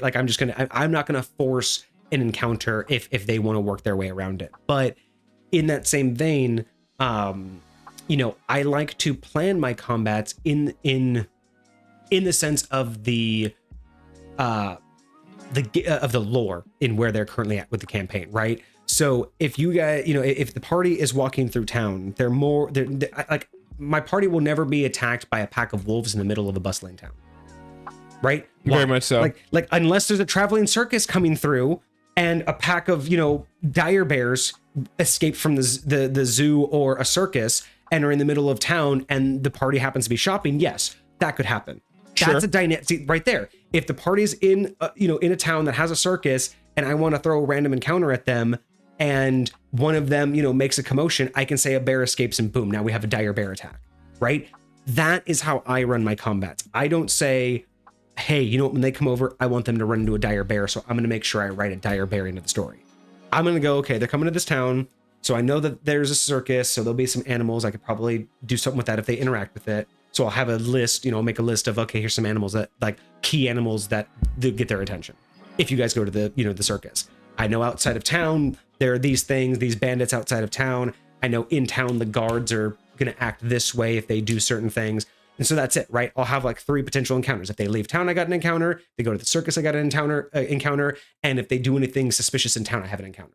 Boom. That's how I plan my gaming session. Is I know where they're headed. I know roughly what's in that area. So boom, boom, boom. Here are the 3 things. Like, I know they have a reason to leave. I know they have a reason to go shopping. And I know that they have a reason to go to the circus now because I'll tell them there's a circus. That's all I need. Now, does the party always do one of those 3 things? Absolutely not. They may do something completely different and I will then have to on the spot create something, but usually that doesn't happen. Usually I'm pretty good at predicting my players, and as long as I have the bandits outside, the guards inside, and the dire bears ready in the circus, I just have to sit back and wait for the players to interact with one of them and initiate the combat. Then I don't have to worry that it makes sense. I've already known that it makes sense, and that's how I pre-gen my combats. I'll say really just try to figure out what makes sense for what they're interacting with. I'll say one of the biggest things that I do, because just in general, I'm terrible at staying organized. But when it comes to a lot of my games and when I want to run content, the biggest thing for me is having resources available. Like I've been fortunate enough to have seen a lot of things, and I know where to go for the things that I like, for the things that I want. And one of the things I need to get better at is when I find stuff that I like, collecting it and putting it in the right spot and making it readily available for myself. But once I have that, once I have a library of things that I can go access whenever I need to, that makes things so valuable for me.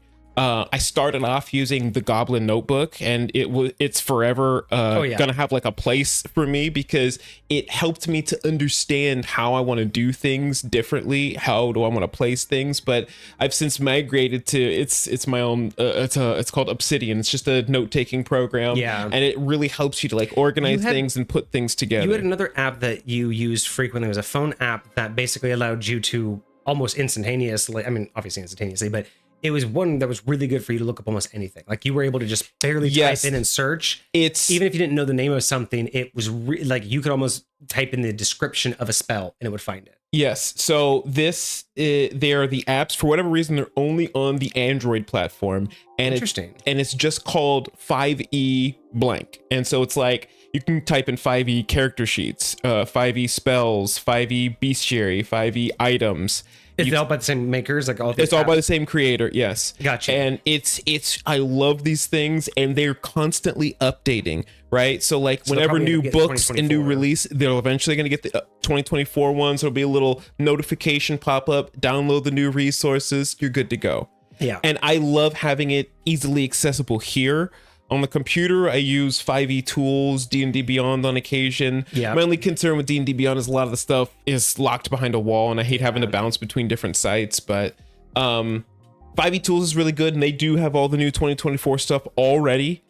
So you can just, I think that might be the closest website I found to be able to like compare them side by side. So we'll see how it goes. But yeah. I like a lot of that stuff, but I don't do it as much anymore. But there was an app I used for map making called Incarnate, which was pretty good, and you can like kind of build stuff like that. I just saw another one too. Oh, posture check. Gotta see it up. All All right, so another a method that I also like to use too, this is kind of to start usually my gaming sessions. This does a couple different things. One, it saves me from having to do a bunch of the recap, but it also provides me super interesting insights to my players over time. So one method that I am always use, I don't think I've ever not used this for years now, is at the start of every gaming session, I always have my players do the recap. So I'll usually ask, who wants to do it? Or I'll just simply ask questions, what do y'all remember? What do you remember happening last? Because this does a couple different things. One, it gets everybody on the same page and everybody interacting. Instead of it being a info dump where you just recount everything for the next 10 minutes, or whether you write it up and try to have it digestible before the game. A lot of people don't, I'm not really good at like digesting that kind of information and holding on to it right in the moment. Very much so. But if I'm sitting there having to remember what happened, I'm more likely to not only flesh out a lot of the details and get other people to help me out, right? Because if I'm reading something or hearing something from the DM, I may be being like, oh yeah, I can remember that. But you may be like, oh, I remember something else. So by having everyone talk about it, people will start to be like, oh, but I also said this when that happened. And then everyone starts to collaborate, builds a better story. Yeah. So the story is more complete than what I can do. It lets everybody add in what was important to them and add in what they want to be remembered. But that's the other part. It starts to teach me, what are my players taking away from every gaming session? What are the details? If they, like, more often than not, surprisingly enough, you guys actually, my players usually remember names of NPCs, which is usually weird, right? Like, I never remember names of NPCs. So I'm like, I remember we talked to the king, but like, when I have a player who's like, oh, we talked to this person, I've had players who just pull out a notebook and go, I know exactly what happened. Like, if you preface every gaming session with, what do you guys remember, or who wants to recap, right? It actually lets you know what are the things that they're walking away with. Because if someone's walking away with being like, dude, all I remember is I got that nat 20 and that dude's head exploded. Like, okay, you like combat, you like winning, and you like those visuals. And when someone's like, well, I remember every detail of who we talked to, I'm like, okay, so you're the dialogue note taker. You, even if you're not physically note taking, you like the dialogue, right? When you figure out what's pulling them in and what they're interested in and what they remember, that's the kind of the things that I like to lean into every gaming session, even a little bit more so. And tweaking that to where I can find out, even in the way they tell it. Sometimes I'm like, oh yeah, and then we had to do that dumb maze. But y'all don't like those fucking mazes. Cool. Like, it literally helps me figure out what did I do right and wrong without basically asking what I did right and wrong. Right? It lays me way more. I have a very similar approach. I mean, I definitely believe in, that's the first thing I do is I'm like, hey guys, what's the last thing you remember? Mostly because I want to pull them back into the moment in which we last left off, because I want them to be as present there as possible. But for me, I am very, very bad at taking notes. And if it goes like more than like a week or so before the next session, like I'm going to forget 90% of what happened. So one of the things I do, I also use Discord a lot to help me organize things. So like I have a Discord for each one of my games. And so all of my players, they have their own channel for their character. They can add anything in there. They can send me questions that they have. And it's all written down there for them to go back and reference whenever they want, so that they can look at, so that they remember what we talked about, what we decided, what's actually there. And there's also a group chat that they can have to like interact with each other. They can do it in character if they want to. They can just talk about stuff that they want to do. But then I have a recap channel. And so what I do is after every episode, I ask them to, hey, here's like the player highlights channel where you guys just send me all of your favorite parts of actually really great to do it. Yeah. And then I take all those bullet points, and a lot of the times those bullet points will trigger my memory and be like, oh, I remember when that happened and this and this and this happened. And from that, I'll get a long list of bullet points about what happened to that episode, and I'll be like, hey ChatGPT, give me a D&D recap with all of these bullet points in it. And then it gives me a huge thing. A lot of the details are obviously wrong, so I fix the details a little bit. But outside of that, I post that recap in the recap channel, and then they can all see what the recap said. And every single one of the points that they wanted highlighted were included in there. And if they have any corrections or anything that they think should be added into it, they just post it in the highlights and I can edit it in there. And that way, because the one problem that I've had is a lot of people like to argue about what happened when they're recamping and you'd be like, oh no, that's not how it happened, or no, I was totally standing up here. Or, so no. having it in the Discord, having it written down, kind of just having that concrete, just we can have something to reference. So and that's why I like having them talk about it too, is having them actually like say it out loud also makes it to where, you know, everyone agrees. If it's been said out loud and then we continue, everyone agrees that's how it worked. And if there's any retconning later, everyone will have to agree with it.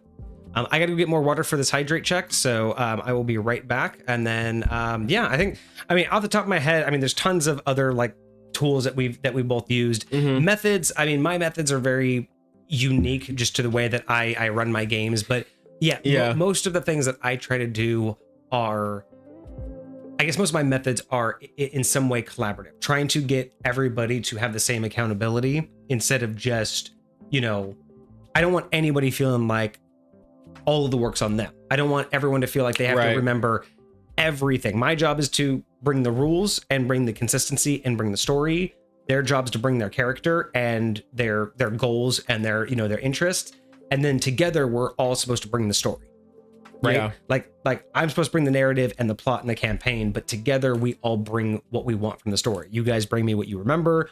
I bring you what I'm ready for. And together we make sure that we're all happy with how the story continues to unfold. So again, using them to note take, or even like another method, I guess, but before I go get my water, another method I like to do is alternate the types of die rolls to help things turn out more uniquely.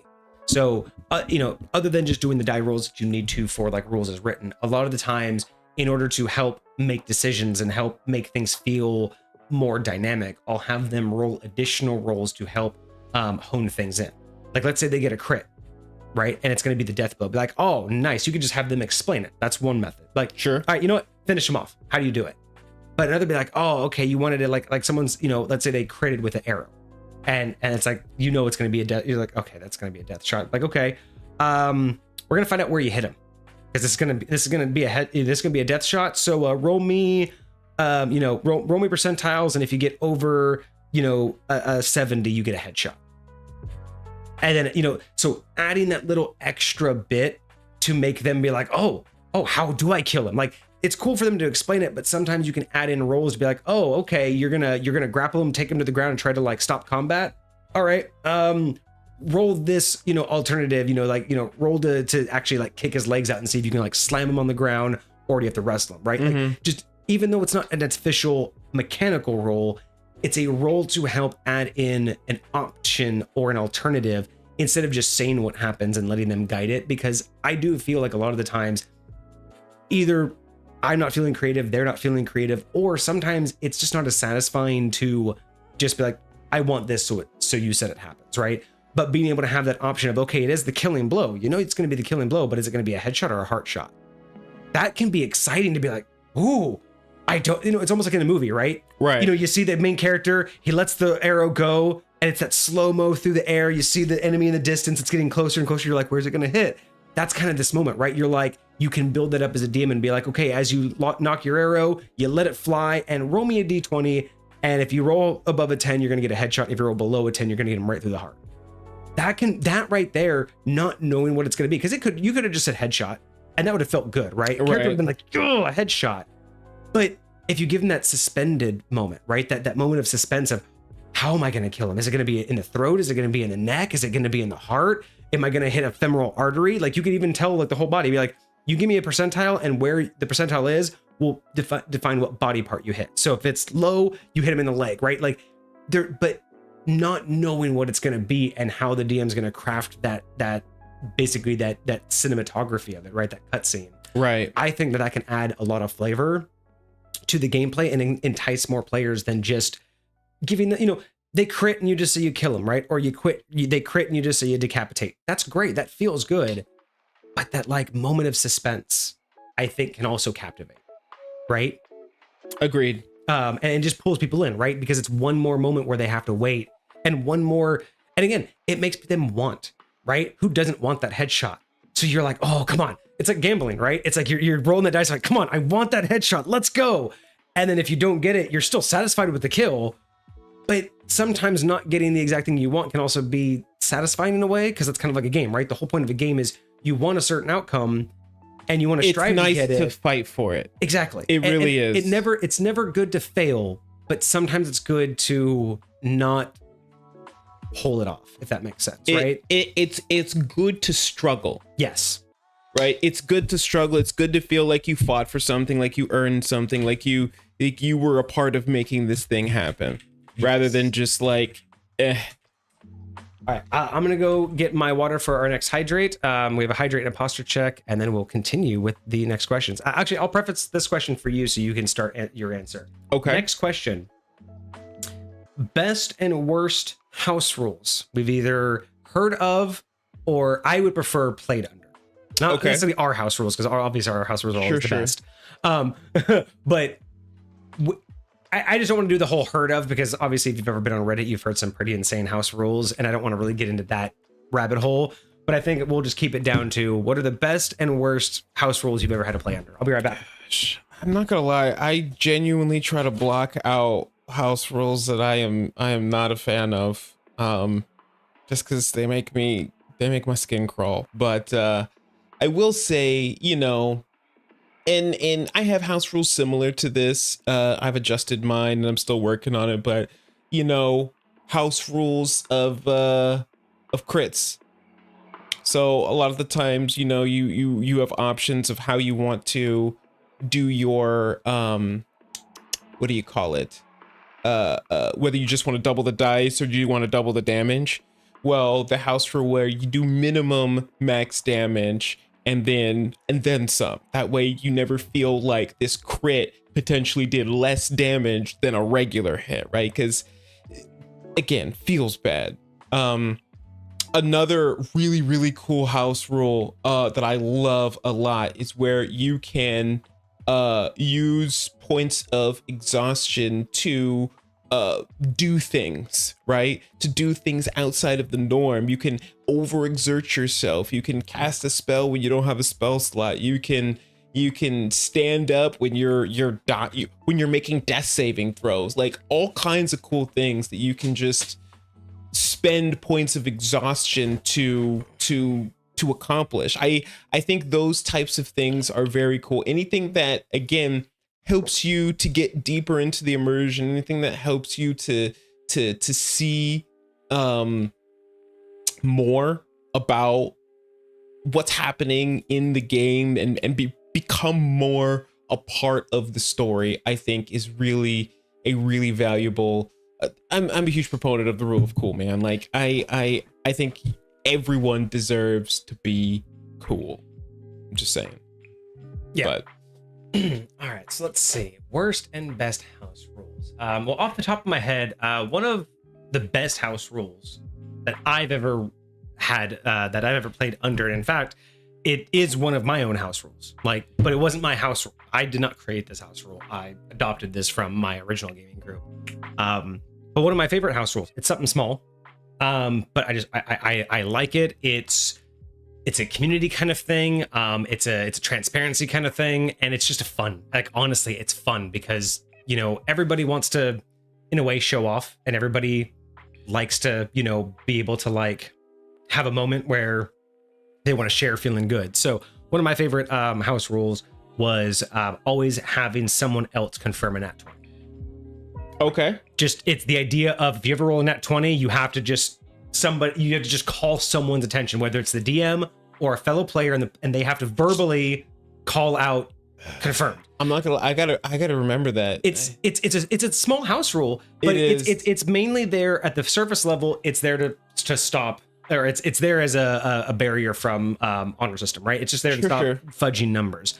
But what I've found is instead of it feeling like, oh, you don't trust me, it's fun because you roll that and you're people like, gonna celebrate with you. You're like someone, and then because everyone does, like everyone instinctually puts their hands up, even though you don't tell them to. You're just like, that's a 20, but everyone just like someone check it, and everyone will lean in, and you'll get like half the people leaning in and be like, that's a 20, that's a 20. Everybody wants, and it's more fun. You get to share that moment instead of just being like, crit, right? Yeah. It's no longer your moment, it's a group moment. And I do the same thing as a DM.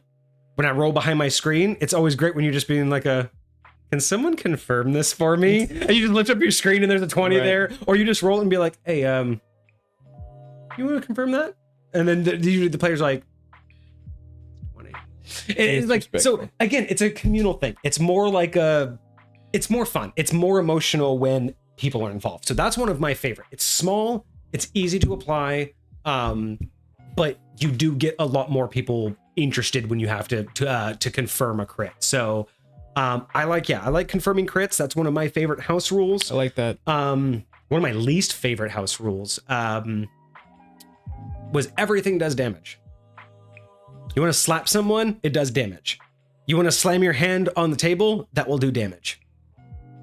Does walking do damage? Does your foot hitting the ground do damage? Like, it was basically like the house rule was like the house rule was basically realistic damage was the house rule, and literally everything did damage. Like if you did anything beyond just talk, you were likely to hurt yourself. I'm not like those rules. I don't like the house rules where every crit fail comes with a crit roll or crit table. I don't like crit tables. Interesting. And I've had house rules where every crit was a crit table. I don't mind them. I not when it's every single time you roll a 1. Like anytime you basically. Well, the crit table is supposed to be there's a chance something will happen, not it happens every time, right? Well, yeah, it's like on a roll of like a d6, on a roll of a 6 on a d6. Yeah, that's when you actually have. But just the idea of like every single like. I don't know. For me, it's like, yeah, usually crit rolls usually have something, but not every last inch, in moment. Also, we've made fun of this, like the house rules where everything requires a dice roll. Opening a door requires a dice roll. Oh yeah. Those are just absolutely ridiculous. I just feel like those are poor DMing styles. Like I didn't really. Yeah. Well, and I'm trying to think too, like house rules too. Like, what isn't, of like the base game. Oh, one of my favorites. Again, one from my DM, my original DM, the one who brought me into D&D. Whenever you wanted to do a wish, like use the actual like wish spell in D&D, you had to submit it via writing. So you had to submit your wish via writing so he could verify that it is a single wish. Things like commas, ands, were additional wishes. Mm-hmm. So you can't say a +3 sword with, well, that's 2 wishes now.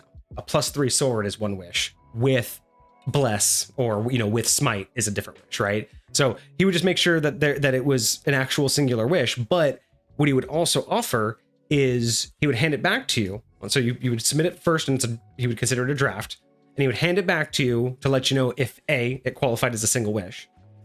And then he would also tell you just a number. And that number was indicative of how many ways he could fuck with that wish. And that's all he would do on your first submission. Then you were given an opportunity to go change it if you wanted to bring it back to him. But kind of like a Jin mentality, if your wish said, I want, make me $1 million, he could be like, 50.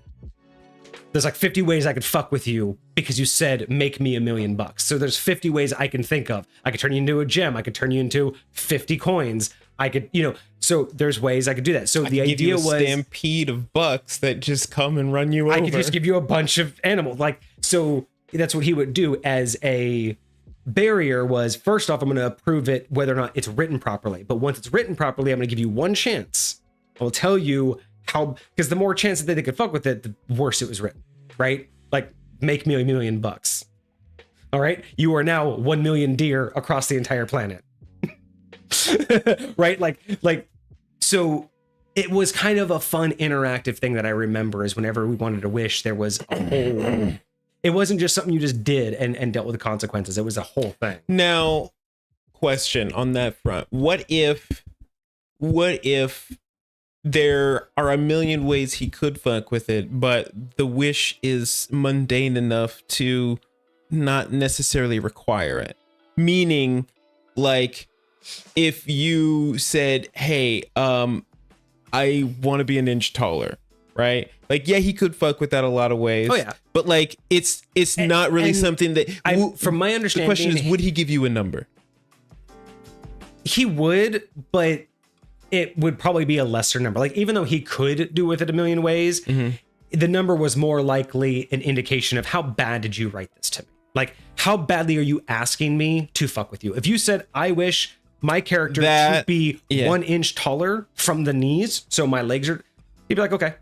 Like, I could probably fuck with it in like 5 ways, which I can make your knee 5 inches taller, your ankle 5. Yeah. But is that fucking with you? No, because you're not asking to be a giant. You're asking for 1 inch in height, right? If you were asking, you know, I want to be able to phase through matter. Well, no, you're dead. You're a ghost. Congratulations. You can phase through all the matter you want because you're dead. Like, the idea behind how absurd is it that you're asking, and how much is he likely to fuck with it because you're trying to break the game. One of my favorite stories, I guess, he had one player who, over the years, had racked up somewhere around like 40 or 50 wishes over like a decade or two of gaming with him. Just kept saving him. And I guess at one point, he submitted a wish. Yeah, he saved up like 40 or 50 wishes, and he submitted one wish using all of his wishes. So he's got the ands and the commas and all that stuff. Yeah, he burnt all wishes all at once with a single wish. I guess it was some sort of uber dumb powerful armor. Like, the armor's invisible, makes you this, it's sentient, has all these immune, like, just basically God armor of the ultimate ability. And it was beautifully written. He was like, he didn't even get a second draft. He was like, it worked as written first try, which is not common. Most people have to submit again. So the fact that this guy had perfected a 40 something. I mean, if you hold on to wishes so much so that you got 40 to 50 of them, I would hope you understand the consequences of writing them. So everything was so good that he was like, okay, one. And he handed it back to him. So he's like, fuck yeah, let's go. I want this. I want this fucking armor. And he's like, you want to enact this wish? And the guy was like, I want this armor. Yes. And he's like, you want to enact the wish? And the guy was like, fuck yeah. But I guess apparently in the entire wish, he never wished for the armor to appear on him. So he got his wish. The armor now exists in the world. It just so happened to be placed on, like, I think it was like an immortal or like a lesser god. So a divine creature suddenly had this immaculate armor placed upon them. Ooh, sweet. Nice. And so the armor existed, and he was able to go find it if he wanted it. And that's where you learn, like, don't be greedy. And if you're going to be greedy, think of all the thoughts. But that's why I like that, right? That's why I think that's one of the greatest, like, my favorite, like, home rules is, again, I love that interaction when it's not just I get a wish, so therefore I do it, right? I love when there's back and forth and when there's ways to enrich what's going on instead of being able to abuse it and be like, I got 50 wishes and I'm going to make the most powerful armor. It's like, but did you wish for it to be on you? No, you didn't. Well, guess what? What is the one thing I'm going to do? So I think those were some of my favorites. Outside of that, I think most of, like, I guess, like, my least favorite home rules were kind of like what you said. It's more of just how games were ran in general. Or I guess probably one of my least favorite home rules is when it's like rules is written, period. Like when the gameplay, even the DM is like rules lawyer level, where nothing beyond what the book says. Right. That can be also kind of rough. Yeah. Okay, we keep getting questions, so I keep having to add them to the bottom. Let's do it. Soul says, with their party, when we roll a nat 1, roll percentiles. Between certain numbers, something else will happen. If you get a 98 to a 98 to 100, you ignore the fail if you still haven't hit your target. Oh, and another hydrate. Thank you.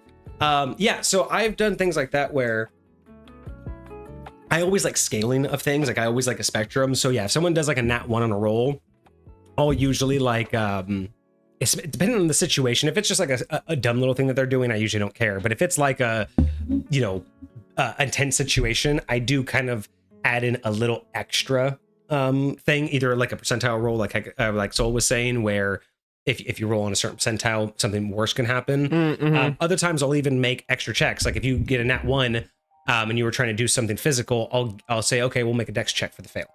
And if you don't make your dex check, maybe you fall over or you drop your right. So I've done that. So yeah, either depending on the situation, I'll either add in a percentile roll like Soul said and give like a variety of here's when something happens. But I think more often than not, what I'll do is, depending on what you were doing, I will follow it up with another roll, and based off of that, like another stat check. So if you're trying to attack someone, it may be a dex check for you to hold on to your weapon, or you're going to fall over. If it's a strength check, maybe you actually hurt yourself, strain a muscle or something, and now your attacks for the next, hour or so have disadvantage, right? It would be something where the nat 1 would make sense in the situation of what you were trying to attempt, and another additional check on top of that to see if you actually get detriment. Okay. So I like that better because it's not guaranteed that a nat 1 instantly means something's bad, but kind of like what you were saying on the original roll tables, it's another chance. Yeah, exactly. Or like initiating a chance that something bad will happen. Options in ours is drop your weapon, hit yourself, miss altogether, ignore, and hit friendly. Yep, nope, those are all common ones that I've used. I've definitely used hit yourself, drop the weapon, miss altogether. I've heard of hitting I've done hitting friendlies. I love doing hitting friendlies with archers. It's one of my favorites. If you have an ally in between you and the enemy and you crit fail, hell yes, you have a chance of hitting your ally. At the very least adjacent. Oh yeah, like 100%. There's no way that a crit, like normally just a miss is a miss. You're usually a good enough archer that a miss is barely off, but a nat 1 definitely means that you may have hit your some shit went down. Partner. Yeah, 100%. Or at the very least, he moved his head at the wrong moment, and you were like, "Damn it!" Yeah, exactly. Yeah, right. Well, and again, that's the other thing too. We talked about this, where a miss doesn't always mean a miss. A miss, can be a lot of different things. And so, I mean, again, you can have an archer where a miss is technically you didn't hit the enemy because your paladin happened to just step right in the way and it dinged off his shield. Like that can also be a reason why you miss, right? Like there's so much more that we can do as DMs to show that a miss is not an outright you didn't hit them. A miss just means that you did not do damage. You did not fatigue them to make their time in this battle less. Because remember, it's not all about damage, it's not about blood, it's not about life. Hit points is about your ability to stay defending yourself to the death. Right. So the idea of missing someone's AC doesn't mean you missed their person. It just means that you didn't take away their ability to continue to fight. Yeah. Mentally, physically, or otherwise. All right. So that's some of the best and worst house rules I think that I can come up with off the top of my head. I'm sure there's plenty more. All right. So there was another question here. I think it was from Cosmic. I think he wanted to know, I don't know if this was a question specifically for us or if he was just making the comment. Because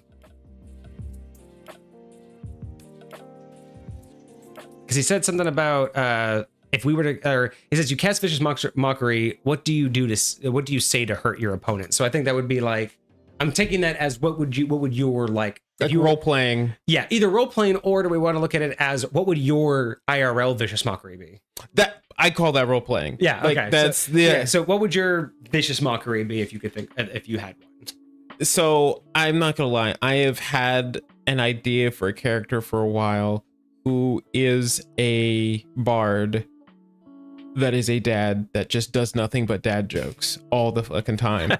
And so if I were that bard and I were doing vicious mockery, almost every single one of my vicious mockeries would be a your mama joke. Or just repeating the last thing they said to me, but with your mom in front of it. Like your mom goes to colleges, or your mom's a stupid face, or whatever, like that is 100% the cheesy bullshit that I would do. That sounds like it. I Right. mean, you are, but what am I? Exactly. And we're like, your face is stupid. I feel like that'd be perfect.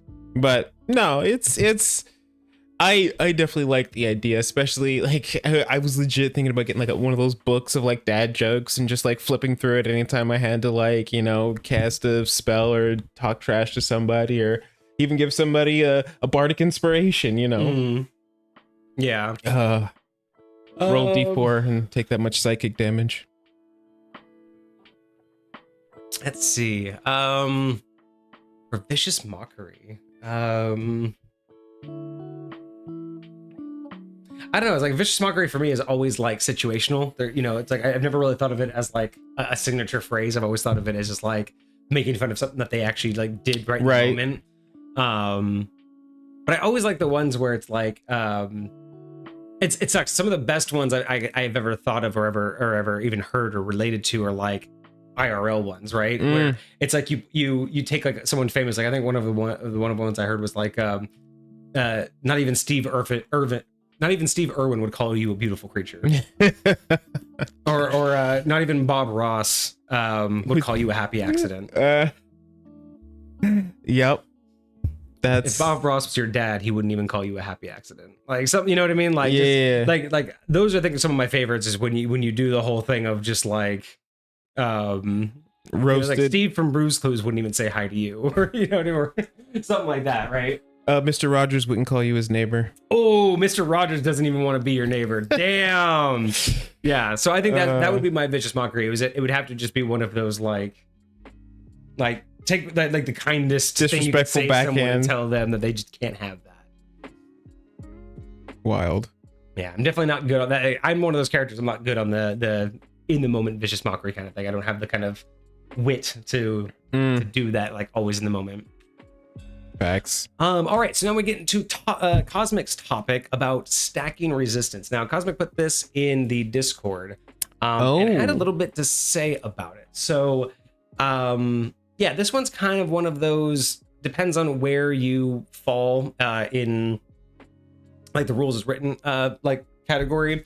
But Cosmic's essential question is, you know, initial thoughts on resistances. He's not a big fan of them. His interpretation is why they suck or that they suck. And more specifically to asking us why they don't and if they should stack, if resistances should stack, especially from different types. And it's kind of, yeah, it's definitely a divisive topic for sure. But I mean, I think at the end of the day, obviously Rules is Written is very strict about not stacking resistances of any kind. And I was really thinking about how to like really think about this, right? Because there's a lot of ways that you could try to run the logic behind it, saying that, you know, multiple resistances, especially of different types, should technically stack, because if I'm putting barrier in front of barrier, like it would make sense, right? So 2 resistances, you could say, if I have 2 resistances, when the thing of 100 points hits the first resistance, it goes down to 50.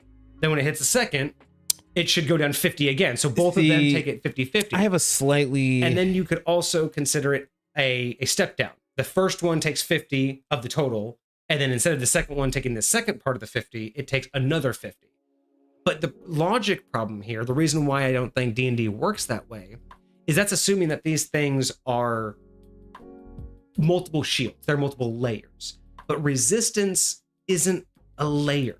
It's not something on top of what you can do. In my opinion, regardless of where you get resistance from, whether it's a natural resistance from your class or your race or a magical resistance, resistance is essentially bringing your body up to a state of endurance. Tolerance, yeah. Yeah, and it's making your body, now every person, every physical body only has a maximum limit of endurance. Now, you don't normally get to that because your body tries to stop you from going into fire. It says that's dangerous, I'm going to push you away. Resistance allows you to get closer to a maximum potential. So if you are a Dragonborn, your body has already been fine-tuned to handle beyond this the normal palette of fire, right? Let's say that's your resistance as Dragonborn. Mm-hmm.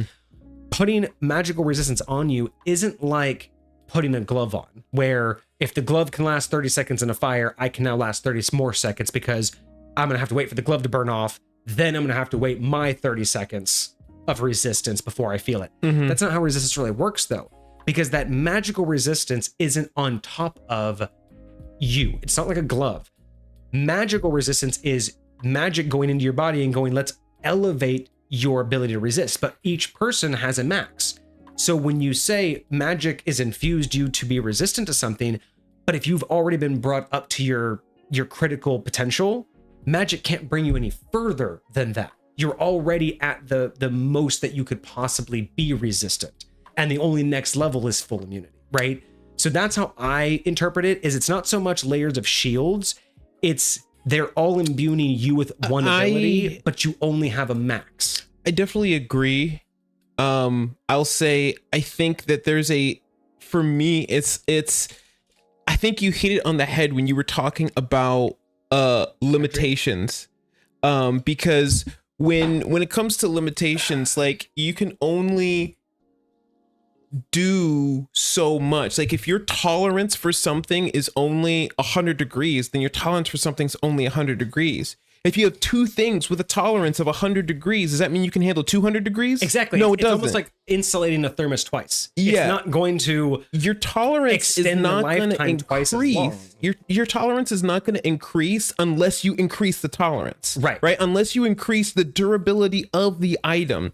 Now, if I will say, like, there's possible that, like, spells can reinforce something so it does increase but if what you're talking about is just, hey, I'm going to endure this is going to be able to endure 100 degrees of temperature for your heat resistance, then that's what it can do. If you already have the ability to endure 100 degrees, guess what? You're still enduring 100 degrees. Like, that's what it does. It's almost like a threshold, right? You're just up to a certain threshold. You don't get to go beyond that threshold. It's just bringing you up to that potential. Because another way to look at it too is like, because you had, I think,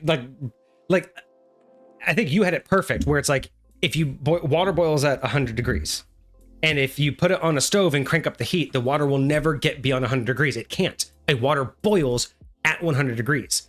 And no matter how much more heat you throw at the water cannot get any hotter, right? And that's kind of like resistance in a way.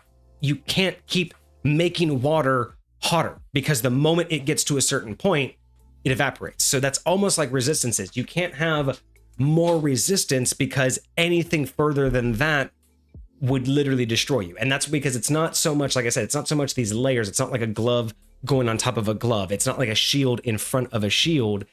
It's an imbuement. These are things that are going into you and increasing your ability to take it, but you still only have a certain cap. You only have a certain level. Whether that be a physical ability, a physical endurance level to where your body just can't take it. Even if you have the resistance, your body would break down. It could be explained by just the way that magical mechanics work, where again, you're infusing the same thing, but if you've already infused it with something, infusing it more doesn't add to it. They just basically meld together, right? So there's no additive effect there. What else did I have?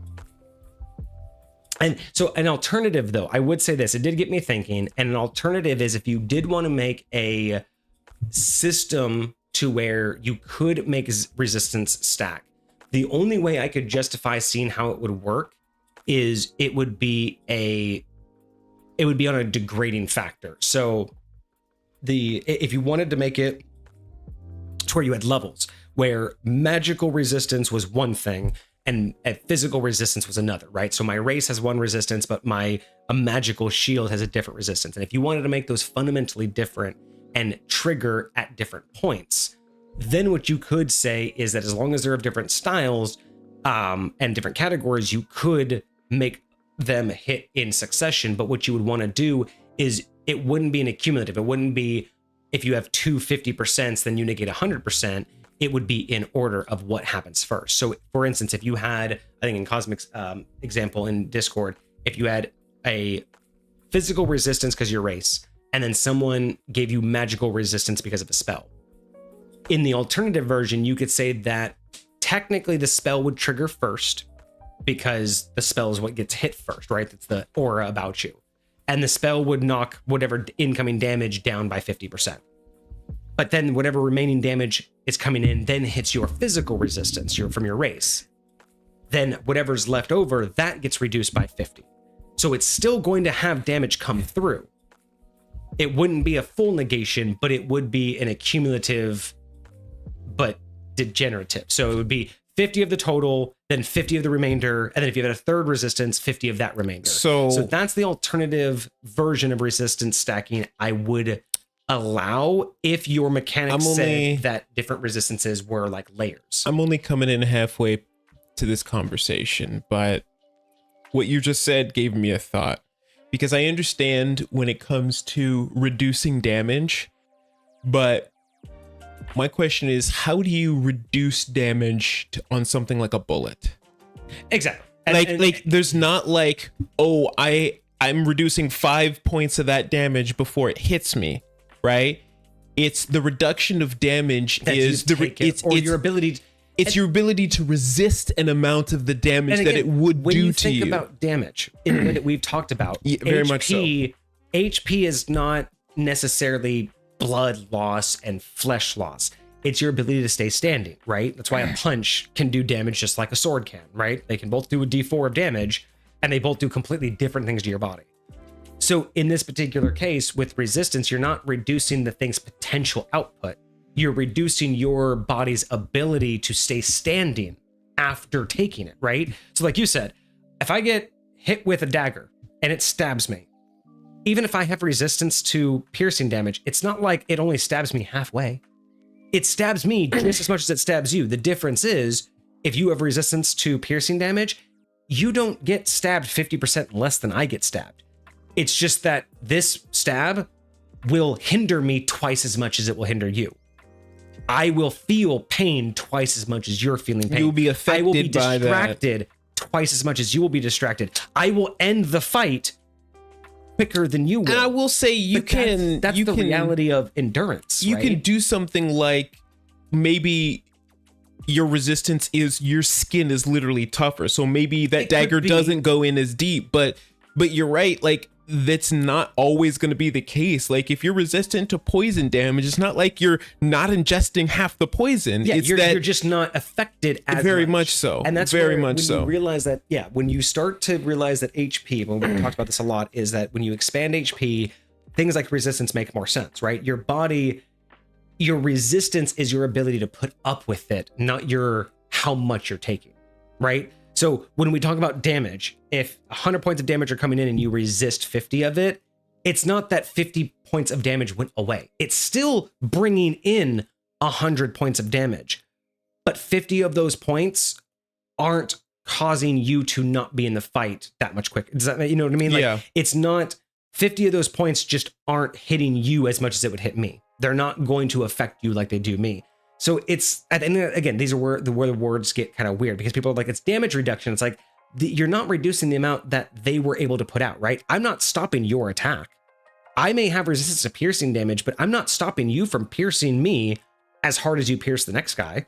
You know what I mean? I'm not affecting your ability to hurt me. It's only affecting my ability to take it and deal with it, right? I mean, you've seen those videos of people getting tased. Some people just literally keep walking, and other people go down like a light switch, just instantaneously hit the floor. That's all that resistance is. Resistance to lightning damage is literally whether or not you can be tased and keep walking. You know what I mean?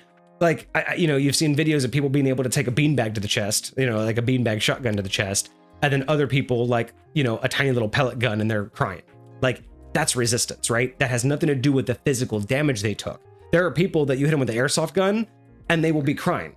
And then there are other people that, could take a swing of a bat and still fight, right?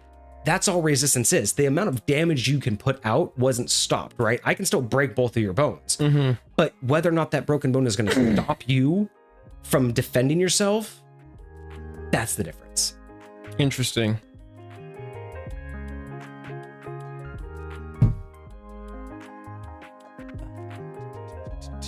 Let's see. What about steam? Because it can be hotter. Yes, steam can be superheated, but that's not water. Water can only have so much put into it before it's something else. So similar to your body, you may be able to resist an amount of heat so it doesn't stop you from doing what you need to do, but at some point your body's going to burn. Doesn't matter how much resistance you can do to the pain, your body is still going to boil. Your flesh is going to boil off your body. Your skin is going to tear. You know what I mean? Like, the idea behind that resistance, you're not stopping damage from happening to you, you're just putting up with it. Right. Immunity is that the damage does not affect you. Immunity means that you cannot get burned. You will not blister, you will not peel. Immunity isn't I don't feel pain. Immunity is that I don't get inflicted by pain. Resistance is just that it takes twice as much to affect me. So immunity and resistance are actually two different things completely. Like you said with poison, having immunity doesn't stop me from ingesting the same amount of poison. The poison just does not do anything negatively to me. Whereas resistance, it's still going to negatively affect me. It's just how much can I put up with to keep moving, right? I'm still gonna have this upset stomach. I'm still gonna have a headache. I'm still gonna be lightheaded and dizzy, but I can fight through that more than you can. We're still affected by it, but immunity means it doesn't touch you at all. It doesn't even affect your body. The poison in your body doesn't even know what to do, or you're fighting it so hard that literally there are no detriments. So in my mind, like when I'm looking at some things, even when it comes to stuff like poison damage, I would say that moving towards resistance, I still feel like moving further past that would get me to immunity. You know, along the same. It would get you close. But that's why I said like the alternative rule to stacking resistance would just be percentages off what's left, right? So your first resistance would cut the total in half. That's what you're talking about before I came in. But then the next one would cut the remainder in half, and then a third one would cut that remainder in half. You would never get down to zero. It would always be just a percentage off the last amount. That's the way I would see if you wanted to stack resistances. That's the way you would do. Because again, resistance is your ability to put up with it. Immunity is that it does not affect you. And these are two different things. Yeah. Your ability to put up with it. You might be able to put up with being burned until you're dead. If you don't feel pain, you can resist fire damage until the point that your body literally boils. Like literally goes on fire and you die. No amount of resistance will stop your body from boiling and you dying. It's just whether or not you will stop fighting before that happens. That means that if you have that much resistance, you can be lit on fire and fight until you die. And you won't care that you're on fire. You will fight until you die. That would be the ultimate level of resistance. But immunity means that you're never going to die because you're on fire. It's never going to stop you. It's never going to even touch you. What about it being visualized like this? I have been given magical resistance to fire, right? I can no, see, that wouldn't work because you're still taking some damage no matter what fire damage it is. Like I'm saying, so I would say immunity means that it literally can't, like fire wouldn't even boil, like it wouldn't even give you a blister. Like that's the idea. Heat doesn't affect you. Your body does not technically get affected by heat when it's in fire form. Like that's how I would say is that's why resistance and immunity, I think the reason these technically aren't fundamentally the same thing. Yeah. I think I have to agree with that because it's not like when it comes to resistance, the fact that no matter how little fire damage you take, you're still taking it means that it is very much just you enduring whatever it is that's happening to you at a slower rate than other people, or at a slower rate than other people endure it. But immunity would have to be its inability to affect you. Exactly. Now that's what I'm saying. So someone with resistance to fire would still walk away with a scar. And immunity you could light the person with immunity on fire and they wouldn't walk away with a scar. That's the difference. Someone with resistance could still be in a fight and they'll walk away with a 3rd degree burn. Immunity, you can't burn. You can't scar them. That's would be my difference. And that's why I say they're different, because you can never resist. Yeah. You can never build resistance to immunity. They're not, because resistance just means that you're able to put up with the pain, right? It's like burning. It's like putting two people putting their hand on a hot stove, and which one goes so away with first. That logic, resistance can be learned. Yeah, I don't see why not. But immunity can only be granted. Correct. Interesting. That's how I would look at it. Okay. So I think that's how we would go with that. Another question.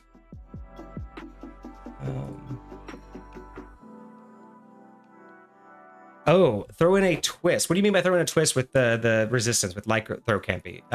Which what do you mean specifically? Maybe it's because of the silvered weapons, because they're resistant to bludgeoning, piercing, and slashing from non-silvered weapons. Yeah. It's interesting because it specifically says non-silvered weapons, which means that even magical bludgeoning, piercing, and slashing damage they're resistant to, which is weird because it's the only situation where it's almost like a triangle effect and it's not like tiered. Yeah. You know? So I like to look at it, that one is like, that's where with magical creatures, they can have magical physical imbuements. So like in Lythor can't be the combination of their skin and hide when put together is basically like Kevlar, to where a normal blade cannot be sharpened to that point, but on a chemical level, silver just basically melts right breaks through down that molecular bonding structure, whatever that cuts through that. Exactly. So that's all I say is literally the combination of their fur and hide make a Kevlar-like surface that's so strong that no mortal metal can be sharpened to penetrate it, except for silver. Silver has a... But it's even magical. So like if you have like a again, sword... they're magical creatures. So they have a natural magical aura. And yeah, so like I said, I would agree with... Like I could see the lore behind why that would work, but that's how you would like explain those kind of resistances, right? Right. I think that's what Soul was trying to get to. All right, what's next on our list? Soul or Skeleton, I do see your question as well. We'll get to that one here in just a second.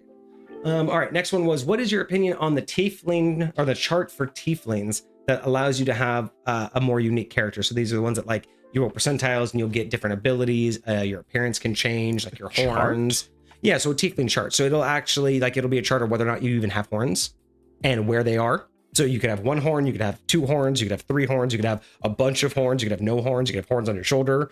You could be different colors. I have not heard of this before. Yeah, look it up. The tiefling charts are really cool. So in response to that, I actually really like them. In fact, I'm so like, I like them because it's one of those things where, again, I love when the book gives examples to show people how to be creative and how to expand, right? Because there's a lot of ways when you can tell someone, hey, you could be a tiefling, you can look like whatever you want, change your color, change your horns. But sometimes people need a little bit of a nudge. So while I like roll tables like this, I'm not a fan when people feel like this is all they can be, but I love them. I love the fact that I feel like there's not enough options for this. Like there was, I know like 5th edition has like traits, like you can have character flaws and ideals and things like that. And those are on roll tables, but I really feel like there should be more variant. Ooh, you know what? That's going to go in the ADMG. More variant charts for like this, like more variant, like class and race charts, things where you can, again, just the idea of to help people flesh out their character, right? Like make a chart for humans, make a chart for, every race, make a chart for certain subclasses, make a chart for backgrounds. Guys, what if you chose the background to be like a pirate? What if you chose the buccaneer background? And so on that roll table, you might have lost a hand, and then you have a different roll table for what you replace it with. You know what I mean? So you can have these things like potentially losing a limb or having a certain scar, or, depending on the difficulty level that you wanted to have with your character build. This would be really interesting. So yeah, I really like them. Real quick, where's the ADMG thread that we it's in our admin chat. It's in the long-term project or the big projects. Yeah, I was looking in the projects and I don't I see pop culture history of subclass power words and it should be under big projects. It's the only one under big projects. Big right projects. Got it. Okay. Because the other ones are just ones that we're actively working on this. So I don't know what more information you wanted on that, but yeah, I think that they're great. I would like to see them like the roll tables. I'd like to see them applied elsewhere to other races, other classes, to backgrounds. I think it gives people a lot of opportunity to think of creative builds that they wouldn't have thought of themselves. Like again, the idea of tieflings, it gives people the idea that you can have horns, but you don't need horns. And then some people think that, you just get the two basic ones on your forehead, but the roll chart gives you like a single horn, or like, a row of horns, or, one on your face, one on a different part. Like it just kind of gives people an idea of like, you really can go out of your way to make something unique. And I think for some players, it's preferred to kind of just not let someone else decide it, but to not have to be in control of every decision. You know what I mean? Like, I think players kind of are cool with that and just be like, yeah, I want horns, but I don't know how. So instead of having to feel that, you can just roll on the table. And if you don't like it, just have a cool DM that's like, yeah, re-roll if you don't like it. Or here's the list and just pick from it. You know what I mean? I love roll tables myself because I like having randomness. I like what is life? I mean, you didn't decide who you were. You grew up with certain skill sets and certain ideas, right?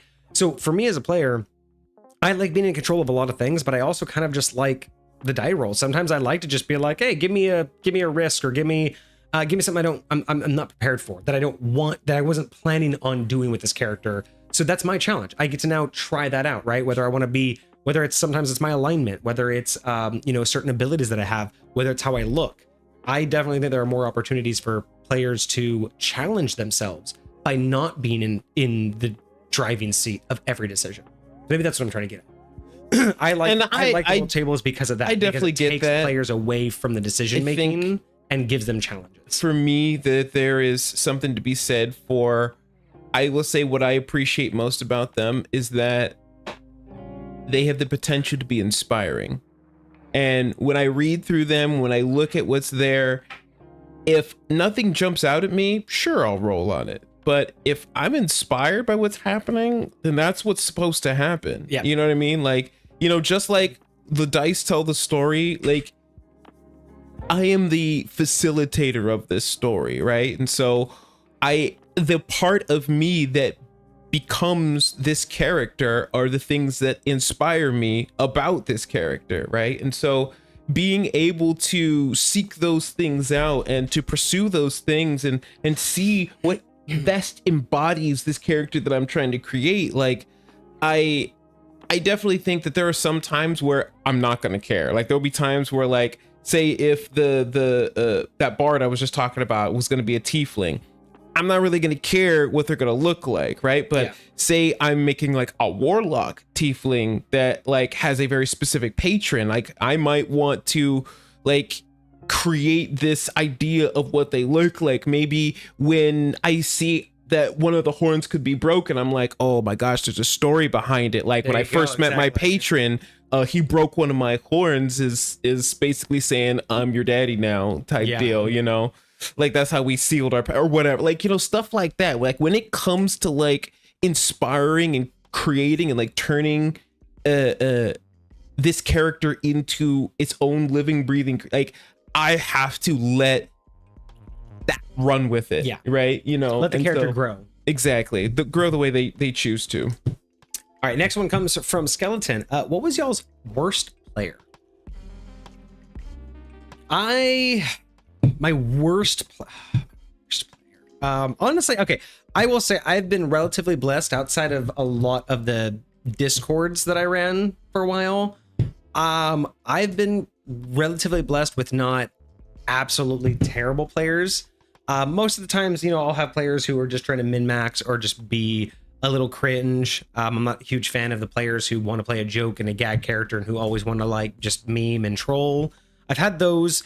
Those are usually short-lived. I think my worst player though, and there's only one or two of them, but like in general, it's the ones that come in with the mindset of, I know what I'm doing, so I don't need you, DM.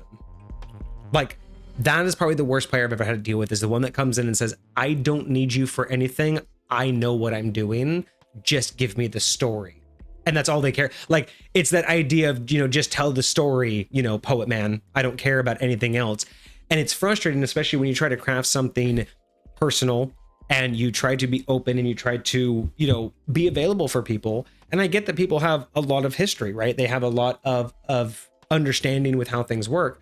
But the worst case was one who they had, I guess, been a mod for other D&D discords. So they felt like they had a certain level of entitlement, and I was running a somewhat custom game. So I was very open about that, very open about, wanting to talk to everybody. And I'm also the DM. I like to be a part of people's character creation. I like to know what you're creating so I can build it into my story. I'm not a huge fan of telling everybody to go build your thing and then just come into the gaming session and not care. But this particular person that was their experience. So they were like, oh, I don't need to talk to you about it. And they were bringing in another person, a friend of theirs, into the gaming session as well. And this other person had very little experience with D&D, but because they were a mod, they were like, I'll tell them everything they need to know. And I'm like, okay, well, I kept telling the person, I'm like, hey, I'm here too. I'm the DM. I'm totally here to help, integrate you into the story. But that person was like, I'll do it. They don't need you. I'll do it.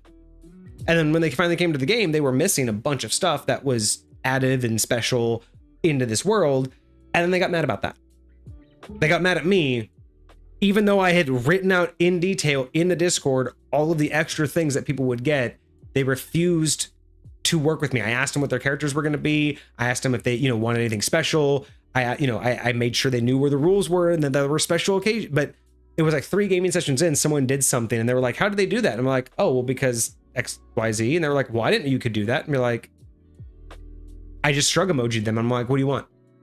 I literally fucking spent 3 weeks telling you guys all of this shit and being there for you. Y'all trying to drown us out there. And Jesus. But I think you can still see I'm angry at it. What pissed me off wasn't like the entitlement. Some people get that way and I'm totally chill with it, but it was the audacity to get mad at me as if I needed to go out of my way to be like I did go out of my way to tell you that there were special rules. I wrote out an entire thing about the special rules. I pointed you to it. I constantly asked you if you guys wanted to talk about it, but they chose to be isolated and to not want to be part of the process because they thought this is a me versus you. I create a character, you give me a story, and that's our only interaction. But at the end of the day, it was like they brought down the entire gaming session because literally their entire thing was, I felt like constantly judging of, well, this isn't how we do it. Well, this is how I do it. And it was like, I don't give a fuck how you do it. I'm the DM. You wanted to be a player, not a mod. Like that level is like my worst player, is when someone comes in and says, I know better than you how to run your game. I'm like, rules lawyers don't even bug me that much because if you want to be a rules lawyer, I'm okay having that argument because this isn't a rules-based game. I am not a rules as written player, a DM. So if you say, well, that's not how that spell works, I'm like, that's how this spell works. This spell that I'm using is not that spell. It is a derivative of that spell. And if you have a problem with that, then you don't have to play. I can deal with the rules lawyer easy. But just someone coming in and constantly at every step of the way acting like they know how to run my game better is one of the most insulting things you can do, because we've talked about this. One of the reasons why we run this entire stream is because there is no right way. There is no one way to do it. And so when you have that mentality, even when you have it from players, I've been a player with other players on the team who think that they're better at this game. And it's like, that's not how this works. And that is my worst player, is someone who comes in with the mentality that they know how to do it best. Then go fucking DM me. So I have a very similar scenario. My situation is way more, I was very new to DMing, and honestly at the time very new to D&D. And so when I was starting out, I let everybody know, hey, I don't really know what I'm doing. I'm doing my best. I'm down to take any suggestions about helping us to figure out how this works, how this is supposed to operate, whatever the case may be.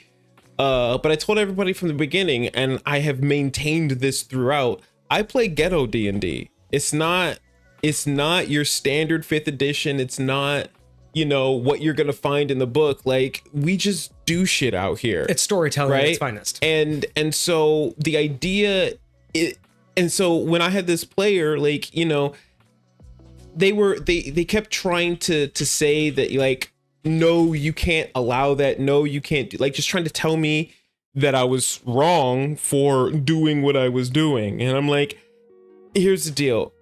This is what we're doing, right? Like, if you want me to be the arbiter of this game, the facilitator of this game, then you're going to need to let me facilitate. Yeah. Right? Like, it's just how it goes. So whether you want to, whether you like this, whatever, man, like, either choose to participate or not. But that it was hard for me to recognize at first, because I wasn't sure if whatever I was doing was going to unbalance the game, or what I was going to do was going to break the game. Like, I didn't know if that was possible quite yet. So again, I was still very green, but after a while, recognizing the holistic nature of what this game's actually is and what it's for and what it does, like, you get to make it what it is.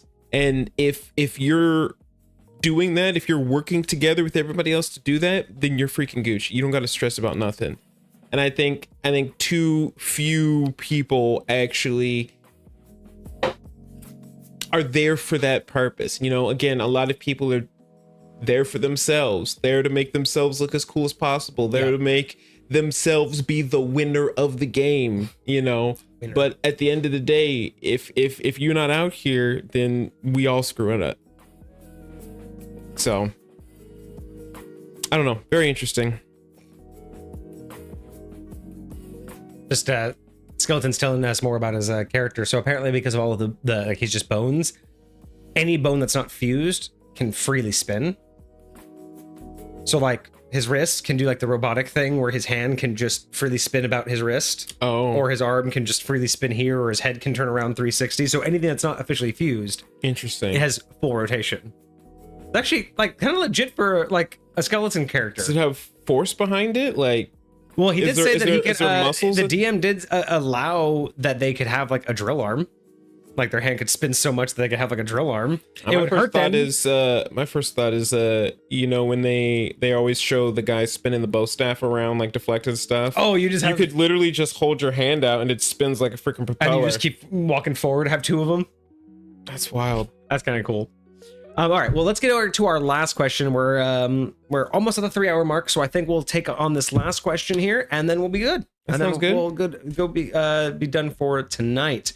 8'4", 6 arms, and rib arms. I did eat more than 10 plus medium-sized creatures to get that. Oh, so you can eat creatures to get bigger. That's insane. So you can add bones and just become a monstrosity. That's absolutely wild. I'm just thinking of like the creatures from like the big creature from Attack on Titan, like the big skeletal thing that you just eventually just put yourself like together. That sounds pretty dope. All right, so our last question, I don't remember who this one came from. This one's from Hecate. Thank you, Sith Lord. I think it's pretty cool too. It is very cool. All right, so this is the last one from Hecate for tonight, and then we'll call it good for tonight and be back on Monday. So Hecate has a unique invention that they want to know how we feel. What are our thoughts on having something like this in your game?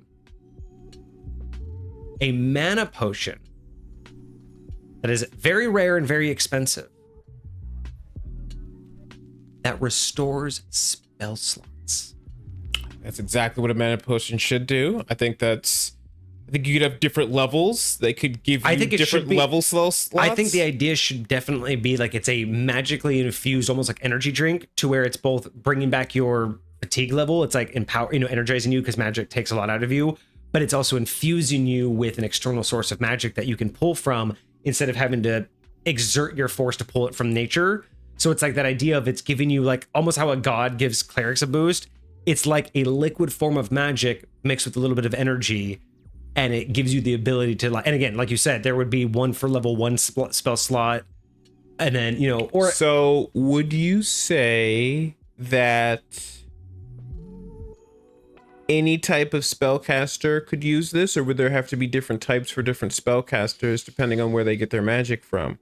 Yeah, Sith Lord has a good point though too, because like your point exactly, full casters already have quite a few spell slots and ways to deal with it, and then of course you get into giving this to a coffee lock. I mean, something that already can. So I will say this: fundamentally, I like the idea.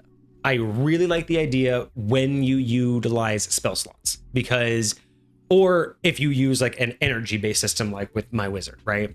But definitely doesn't work for the standard like memorization, like especially in second edition with like spell memorization wouldn't really work that way. Well, that's the question, because the way you kind of put it was interesting, because initially I was thinking okay, if you're divine, like you get your magic from a god, like are you gonna be able to get a spell slot from the same way that a sorcerer or a druid would get their magic from? Because it would basically it would be like a free source of magic, right? That's kind of how you would have to look at it. The way you put it is, it's like you're not casting this magic through the means you would normally cast it. You're casting it using the power reserved in this cocktail. Right. Yeah. It's like a temporary absorption of magic that you can use for a new spell. Now, the question I would have is, like, I like this idea, and especially for like really standard, like normal spells, but I would say that there might be some spells that you can't, like, I don't think you should be able to cast Divine Intervention with this spell slot. I don't think this would work on anything divine. It would not work on any spell labeled divine. You don't think any cleric spell could use it? Technically, no. Lore-wise, because clerics are granted their spells from their god. So even if they had the magical ability to cast it, their god has to sign off. And if their god, technically they pray for their spells, in my sense. But their god has to sign off for them to cast it using their power. But if they're using it using this power, they don't cast spells. They don't know spells. It's the god using them as a wand. They're basically a wand for their god. So even though they have the magic to cast it, they would have to know the spell. They would have to have a regular spell casting ability. That's like saying like the god has to be consciously casting it through them every single time. It's more like they preemptively say, here's the things, and you're allowed to decide when to do it. But it's still a preemptive, here's what you get, and you can use it at your discretion. But by infusing yourself, it's a different pool of power. So if you're still a spellcaster, if you're a regular spellcaster, it would still give you the ability to cast another spell. It wouldn't be able to be divine. What are you defining as regular, though? Because again, a lot of people would consider druids divine. I don't consider druids divine, but I do consider them on a different level of magic. But we've talked about that before. But I would put anything outside. Divine magic to me is definitely its own category. So I would say that in this particular case, if you're going to do a drink that can give you a spell slot, I would personally say divine magic's out, because you have no rights to divine magic. Even though you can cast magic and you might know the spell you've casted 1,000 times, you have no rights to it. You have no authorization to cast it more than how many times the god said you could. Now you could pray and be like, hey God, I got this magical potion here. If I drink it, can I get one extra spell? That's fine. You can pray for it. But if he doesn't preemptively allow you the usage of his magic more than what he's already granted you, drinking magic isn't going to give you access to his power, your god's power. It's a rite of passage, and he essentially kind of gives it to you automatedly, but you don't get to get more from it. That's high point. I could see an argument for the other side, but I would also question whether you could, because that is an essence of magical power, right? That you've just drank. I'm curious if you could gift that to your god in exchange for a spell slot. Why not? Absolutely. Right? In high point, that's absolutely something that would be doable. If that's the mindset that's going behind it, like they could still take advantage of it 100%. In the exact same way, but instead of using that magic theoretic pool, you're just gifting it to your god, and your god's trading it out for if that's the deal that you want to make. And that's something that I would definitely probably see more likely in high point. Is that. But my only exception to this would probably be warlocks. Because I feel like, especially depending upon who your patron is, they're usually way more conscious of what you're doing than anyone else is. And I feel like a lot of what you get comes from them a lot more directly. And personally, though, I feel like warlocks get power with much less limitation. Like, whereas a deity says, here's what I'm granting you. You've prayed for these spells. I've authorized it. I'll let you decide, but you are my implement. So I'm trusting that you'll do this in my name for all the right reasons. But you get this many spells, that list, that's it. And come to me tomorrow if you want a different list, right? Like, that's kind of the rule set I feel with like clerics. Whereas with a warlock, it's more of a, yeah, I like that soul. I'll eat it later. Here's a bit of my power. Use it however you fucking want. Just make sure you do whatever I say whenever I say it. I feel like a warlock is, yes, much more connected than their deity, but at the same time, the warlock's more interested in watching what they do and less about how they're using their power, personally. That's how I run mine. I do feel get like that, but I also because feel when I like think of patrons, again, they're these deities that they want to ensue something. It's not a contract as more, well, it's more of a contract than it is an oath. Whereas with a deity, you're like, I expect you to do this. It's not just a contract of you do A, I do B. It's you're expected to do this and never deviate from it, right? It's not just I give you power and you give me faith. It's a relationship. Whereas with a warlock, it is just a strict, I'm going to give you power. You go use it however you want, as long as you do what I say when I ask for it. But again, that's how I run it. I think I run warlocks a little bit more of a, you're a faucet that's been opened up, whereas a cleric is, you have a set amount of water, right, that you're allowed to use how you see fit. But I see what you're saying though, is because again, if you know how, like trying to play devil's advocate, if you know how the magic works, if you know how the spell goes off, does it matter where the power comes from? Like you said in a cleric, if I know how lay on hands works, yes, my god allowed me to have his magic flow through me and use lay on hands, but I know how lay on hands work. So if I go tap into another source of power, why can't my knowledge of lay on hands work? Why does that knowledge get stopped because it's not from my god? So I see where you're saying, and I can understand that argument. If you had a much less stringent idea that the god's more the facilitator and not so much the decider, then you're absolutely right. Clerics do know the spells they cast. It's just whether or not they're flowing with energy. And as long as this drink gave them energy, why couldn't they use it?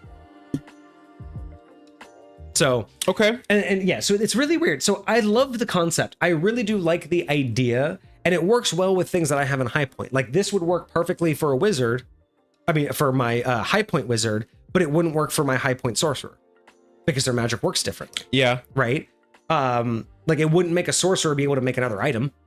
Yeah. Because that's not how their magic works. They can only have like attunement. They can only have so many things out there. So in high point, this would be really complicated to implement because it would really only work for certain types of spellcasters, right? So it would be a very unique item, but it wouldn't be usable by all magic users. Whereas if, like what you were saying, if it kind of does just get used by anybody, I'm almost in agreement with Sith Lord. It may just be unnecessary if anybody could use it. You know what I mean? Because there is just so many different ways each class is balanced that either they already have plenty of spell slots and this isn't going to do much, or if they are that expensive and that rare, what is one spell slot really going to do? Like, it's either not going to be super effective, or it's just basically going to be kind of like beating the dead horse because you're already a full caster with so much going on. Like, I'm almost having a hard time. If every magic user could use this, how valuable is it if it's rare and expensive? Like, how valuable is it to just that? Is it going to be that item you get and never use because you're like, nah, not this fight, maybe next fight, maybe the next fight I'll need that one extra spell?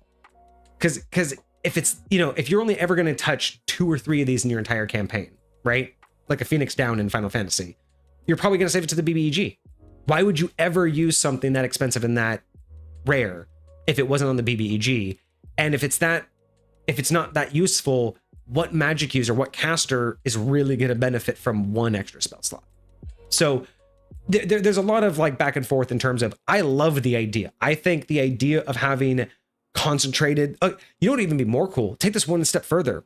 What if you had a super rare drink that when you drink it, you could then cast a specific spell?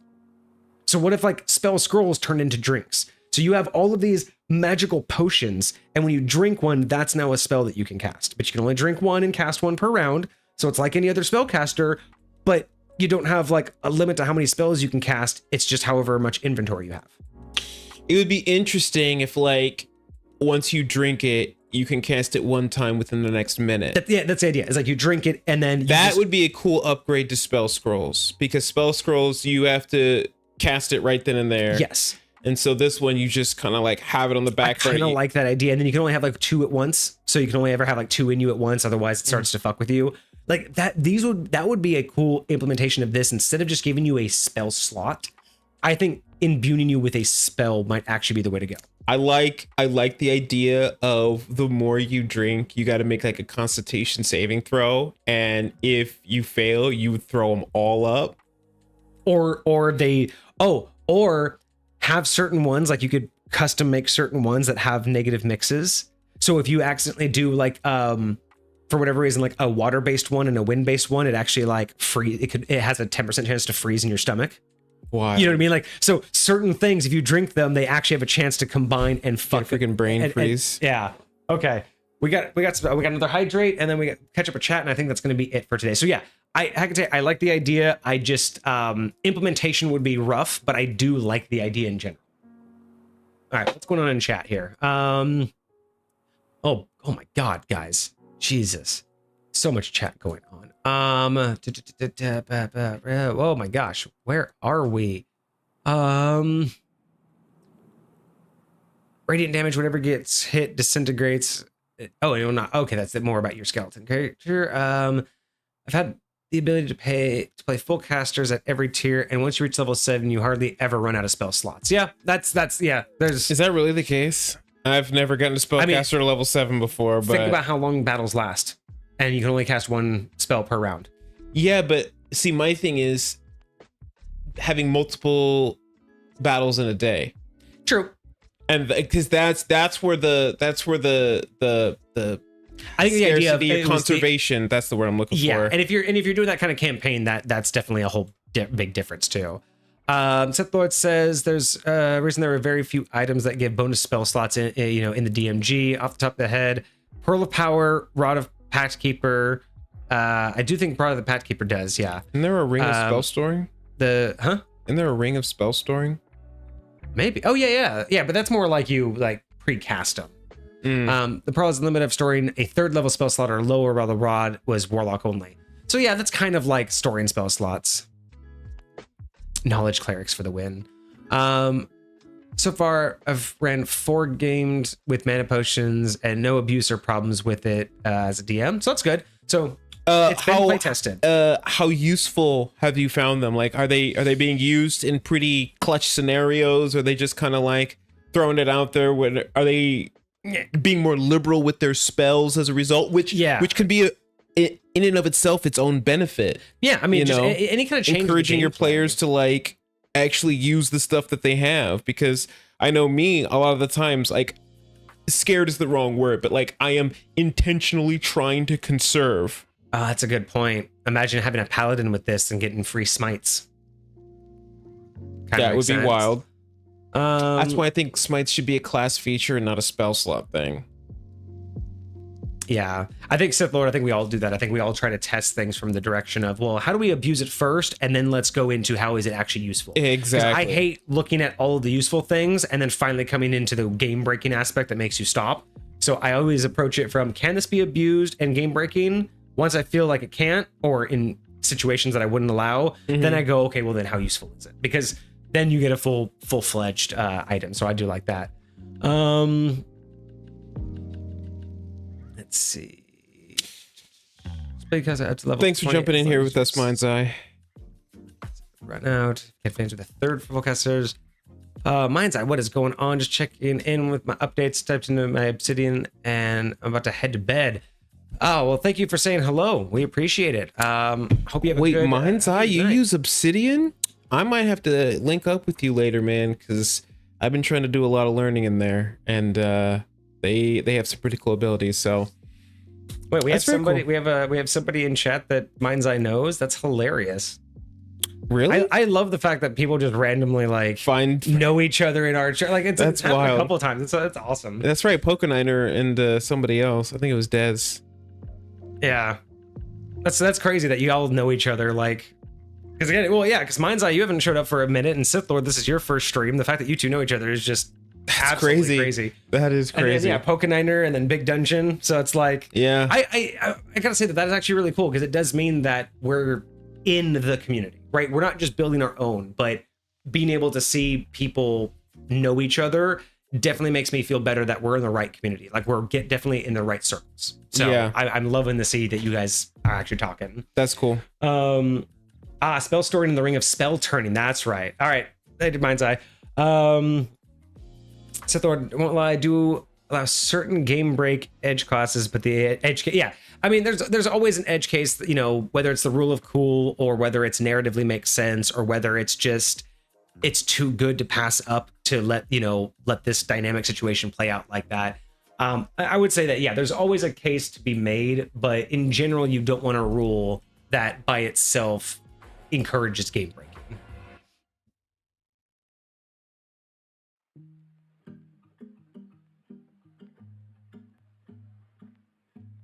Heavy weapon master and sharpshooter, but only if they have a longbow as a club.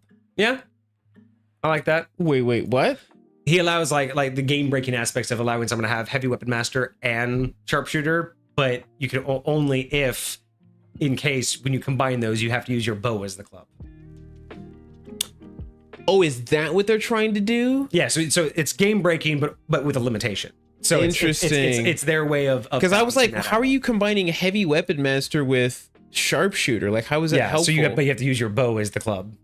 Hold on, let me look at what heavy weapon master does. One of my favorite NPCs is an orc who called himself the best archer. He'd hit people over the head with a bow with a -10 to hit, but a +20 to damage. Wild. That's fucking hilarious, though. Wild. Dumbest thing ever. Yeah. So that is what we like to call. We have a phrase on the stream that we've started to say recently, but that's what we like to call broken but balanced. That is 100% broken but balanced, because that is so stupid, and yet it fucking works. Didn't even have to make a ranged attack. I will be right back, and then we'll get into our outro. Alrighty. Well, no, that's very cool. There's some wild things. Let me somebody remind me, what does heavy weapon master do? Because I've seen heavily armored, but I'm not sure about heavy weapon master.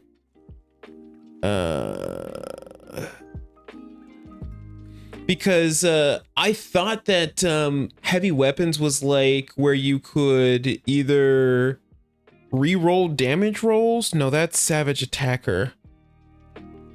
If you make a melee attack with a heavy weapon, you can take a oh, interesting.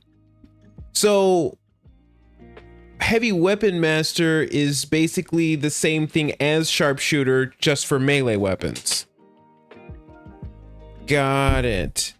Longbows are heavy weapons. Got it. Okay. I'm gonna have to look up. I'm curious if that if that works specifically that way with any of the new 2024 rules or not. But got you. They fixed it. Okay. Yeah. Attack with a ranged weapon, not a ranged attack. That's dangerous verbiage when you have the right minds like players to mess with that. So yeah. All right, guys. Well, that is bringing us to the 3-hour mark. So thank you guys so much for joining us. We had such a great chat today. Oh my gosh. All of you were fantastic. Thank you guys for all of the ideas. I love streams like this where we actually just get to full on interact, and it's not just us spouting out stuff that we've researched, but actually having that back and forth interaction. So thank you guys so much. That's been fantastic for today. I hope everybody enjoyed the stream. We will be back on Monday with a new review. I think we are doing Lucifer's first submission. Yes. It is a collection of 10 rings that is used, I guess, by a BBEG or assuming some sort of, like powerful collector entity. But yeah, it's going to be the first one that we do like this. We typically only have one item for review normally, but because these are rings, they don't have a lot going on, and they were submitted as a set, so we will be looking at them as a set. So that will be on Monday. If you guys like homebrew review, catch us on Monday. Otherwise, we'll also be back next Friday and every Friday for more D&D discussions. Indeed. And then don't forget, you guys have earned the October stream. So that'll be on Sunday, October 20th, Sunday, October 20th. There is a poll still live right now in our Discord for what the topic is going to be. So if you want to join the Discord and jump in on that, the link is in chat right now. Also, if you missed anything and you did like the episode and you want to catch anything that you missed early on, or if you want to see any of our other episodes, you can catch that all on our VODs channel on YouTube. We also have a main channel on YouTube that we post a lot of shorts from from all of our streams as well. So if you want to get that, we have our link tree as well in the chat, so you can get all of our socials there. Follow us anywhere you guys want. But yeah, otherwise, I think that's going to be us for today. Thank you guys so much. It's been so fantastic to talk to all of you, get all of these ideas. We will be back next week with more topics, more interests. Again, we already have the October one planned for the 20th. With just got the November one. Yeah, the November one's been purchased already, so you guys are killing it with those. But yeah, thank you guys so much. Yeah, I hope you guys had a fantastic week. I hope you have a fantastic weekend ahead of you. And we'll be back on Monday, guys. Cheers. Deuces, my friends.